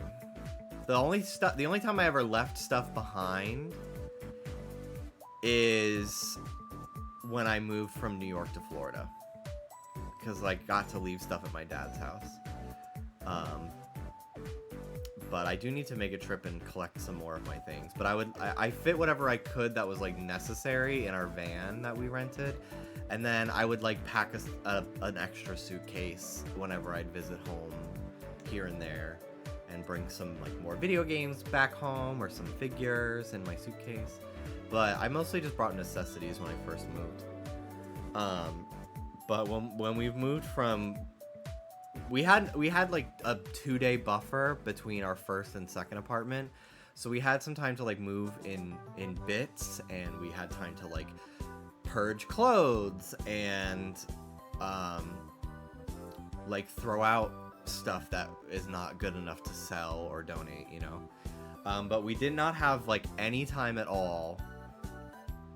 We found out that we had to, we've got this apartment December like 20th, maybe, no, like December 23rd. We found out we got approved for this place December 23rd, 2024. We had Christmas Eve and Christmas Day where we spent with Dallas's family. And we found out that we had to be here to sign our lease by January 2nd of 2020. This was 2023, sorry. December 20th, 23rd, 2023, we found out we got this place. We found out we had to be there by the day after New Year's to sign the lease, or else our rent would go up by like $700 because we got like a holiday signing bonus. And we were like, oh my god, like we won't be able to get this apartment if it's even more expensive than what it is now. So we spent Christmas Eve and Christmas Day with Dallas's family, and then we packed our entire life, picked up the U-Haul and everything on the 26th and the 27th, and I think on the 28th we left. I called my dad on the day before Christmas, and I was like, can you come down this week and drive the U-Haul across the country, because Dallas needs to drive his car and we need someone to drive the truck, because it would have been like $10,000 to pay movers, and we wouldn't have been able to, we didn't know when our stuff would actually get there, because we've had friends pay like a moving company and they didn't get their stuff for like 3 months. So we were like, we can't risk that because our belongings are our job. So it was just crazy. So yeah, we left on the morning of the 28th, and we got to LA on the 31st, and then we found out that our building was closed. So we spent like New Year's Eve in a hotel, and then we spent New Year's Day with Mel and Hannah at Mel's place, because otherwise we'd just be sitting in the hotel all day. And then we moved in January 2nd. So we did not really have any time to like I brought all of my clothes, even though I wanted to get rid of like half of my clothes. If I had more time, I would have gone through and sorted things and donated things. But like I still have bags of clothes that I did not have. I was like, I don't know if I'm keeping this or getting rid of it, but I don't have the time to try it on and sort. I just was like, everything goes in plastic bags. And fuck that lady that worked at the hotel. Yeah, I think it was the Best Western in Arizona. Literally, fuck you. You're such a horrible person. Thank you, Huntober, for the streak. Why are you not green? That's how I'll phrase that. To not be taken out of context inappropriately. Is the Shadow Lugia still in New York? Yeah.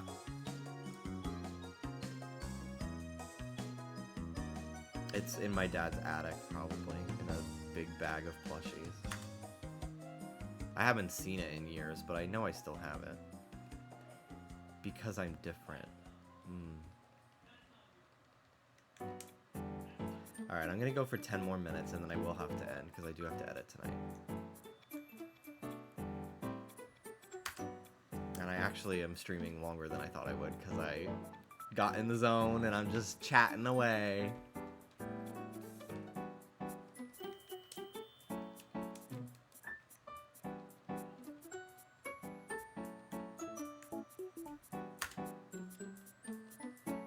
This is a very fast hunt. I have not done like one Pokemon at a time encounters since my Riolu, I think. Because I did not have access to Hordes yet. And it's actually really like relaxing. Because I feel like with Hordes, it is nice to get the Pokemon like a lot faster because you're just seeing so many Pokemon at the same time. But I feel like I'm constantly having to like stare and inspect every single one of them. Whereas this, I just look for a second and I can instantly tell what's shiny and what's not. I think the thing I would want the least on this route is Nincada. Because I don't think Ninjask is a particularly good shiny, and Shedinja is not good either. I did see Lauren shiny. I did.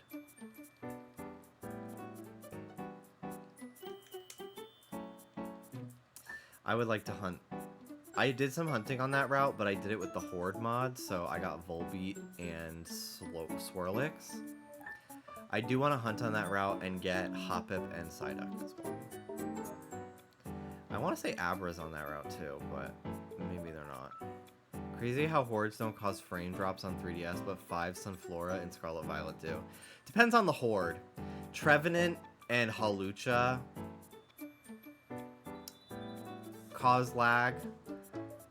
So it depends on how big the Pokemon is, I find.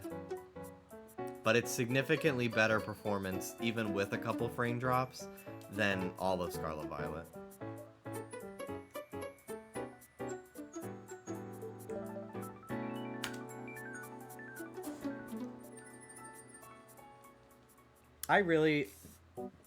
I saw, did you guys see that tweet that was like, it was showing Geeta from Scarlet Violet in-game versus the anime, and it was like, maybe the realistic Pokemon textures are not fucking worth it if the humans look like this.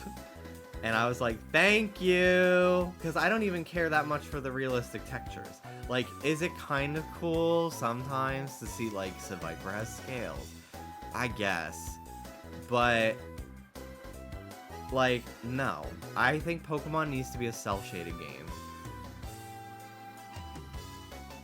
I feel like outside of the wild area, in terms of, like, art style, I feel like Sword and Shield had it on lock.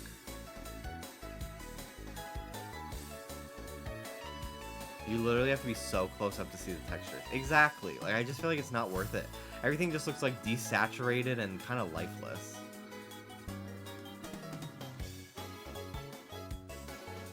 But apparently Legends ZA, according to that Game Freak hack, so one of the hackers, they haven't released anything, but they did play ZA. It was like a really poorly made build, like early build, but they did play it. And it apparently is the same art style as Scarlet Violet. But we'll find out in almost a month, like just a little over a month from now. I'm sure we'll finally get gameplay and a release date, so. I like Snap too.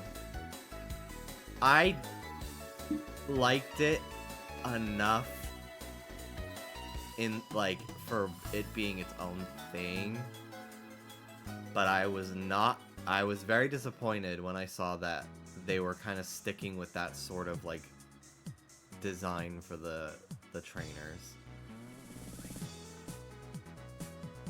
They just feel kind of generic, the character designs in Scarlet Violet. And I don't feel that way when I see like their 2D renders or like in the anime. It's literally just like the textures and the lighting in Scarlet and Violet just makes them feel so like not a part of the Pokemon world. But like when I see them as like 2D art or in the anime, I'm like, wow, these are really like cool people with really cool designs.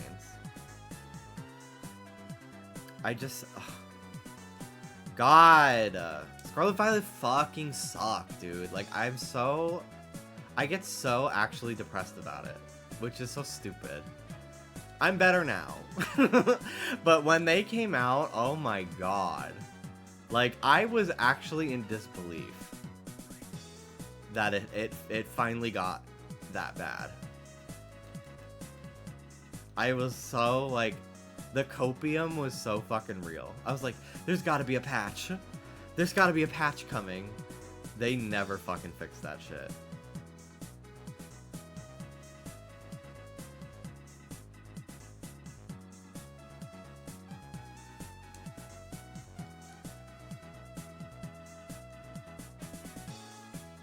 Can Pokemon be cute and silly and fun and go back to 2D just for one game? The only time I could see them going back to 2D sprites is for like a Gen 10 anniversary kind of game. But I don't think they ever will. Because sadly, I feel like more like normie gamers see like pixel art. They don't see it as an artistic medium. They see it as like old bad graphics. And it's becoming less the case, but I still feel like that's the case to like a lot of people. Like it's why like American audiences don't support 2D animated movies the way they do Frozen 8, you know?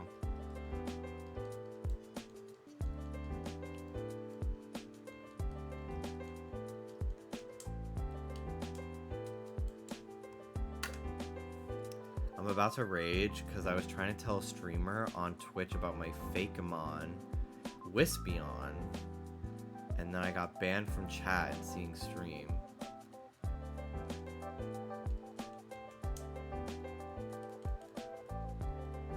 Well, that sucks.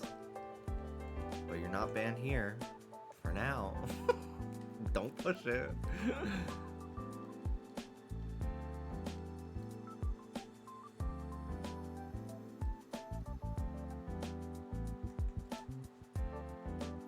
It would probably be 2.5D like Octopath Traveler. 2 words that make me want to vomit.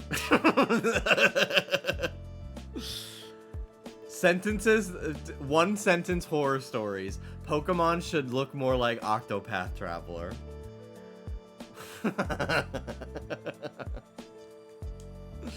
I think Octopath Traveler is a very cool looking game for Octopath Traveler. I do not want to see Pokemon copy that at all. At all. I want them to fucking rip off Genshin. Pokemon should look like Genshin Impact. That game is stunning. Very pale, but stunning.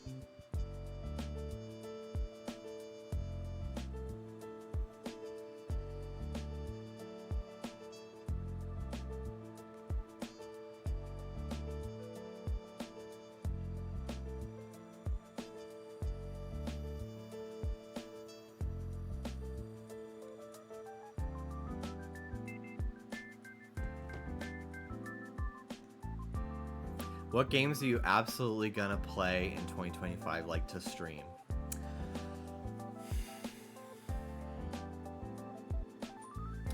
Mario Kart 9, ZA. I want to play Life is Strange 4 finally.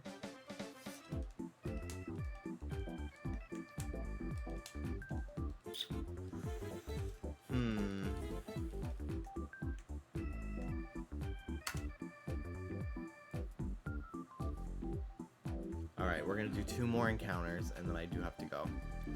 Because it's 8 o'clock and I gotta get some work done. Kingdom Hearts 3 DLC will be soon. I have to level grind a little bit more, I think, before I'm ready for that. I just kind of haven't been in the mood. I've been more interested in streaming shiny hunting lately. But it will happen, I promise. Because I am excited to play it, but I've been back in my shiny hunting era a little bit. So I want to play stuff that I want to play.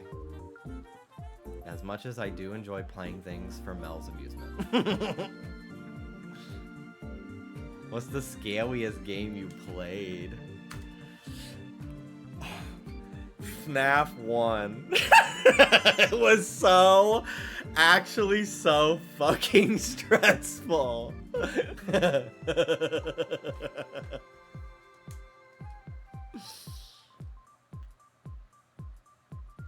FNAF 2 when FNAF 2 comes out. Well, I accidentally turned my 3DS off by bumping my analog stick. So, I guess this is where we end the stream. Now I don't have to answer questions about when I'm gonna play FNAF 2.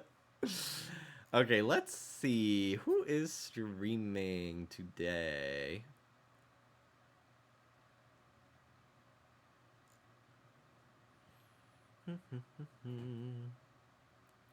I am going to raid Mads Triple Shake Fake. He is hunting in Sword and Shield.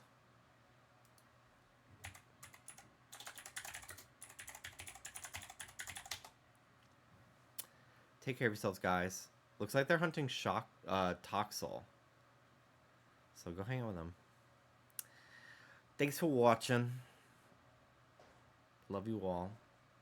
I'll try to be live tomorrow. I do have some more work to do tomorrow. But I'll try to get it done early so I can stream. Ruby wants in. See you later. Bye.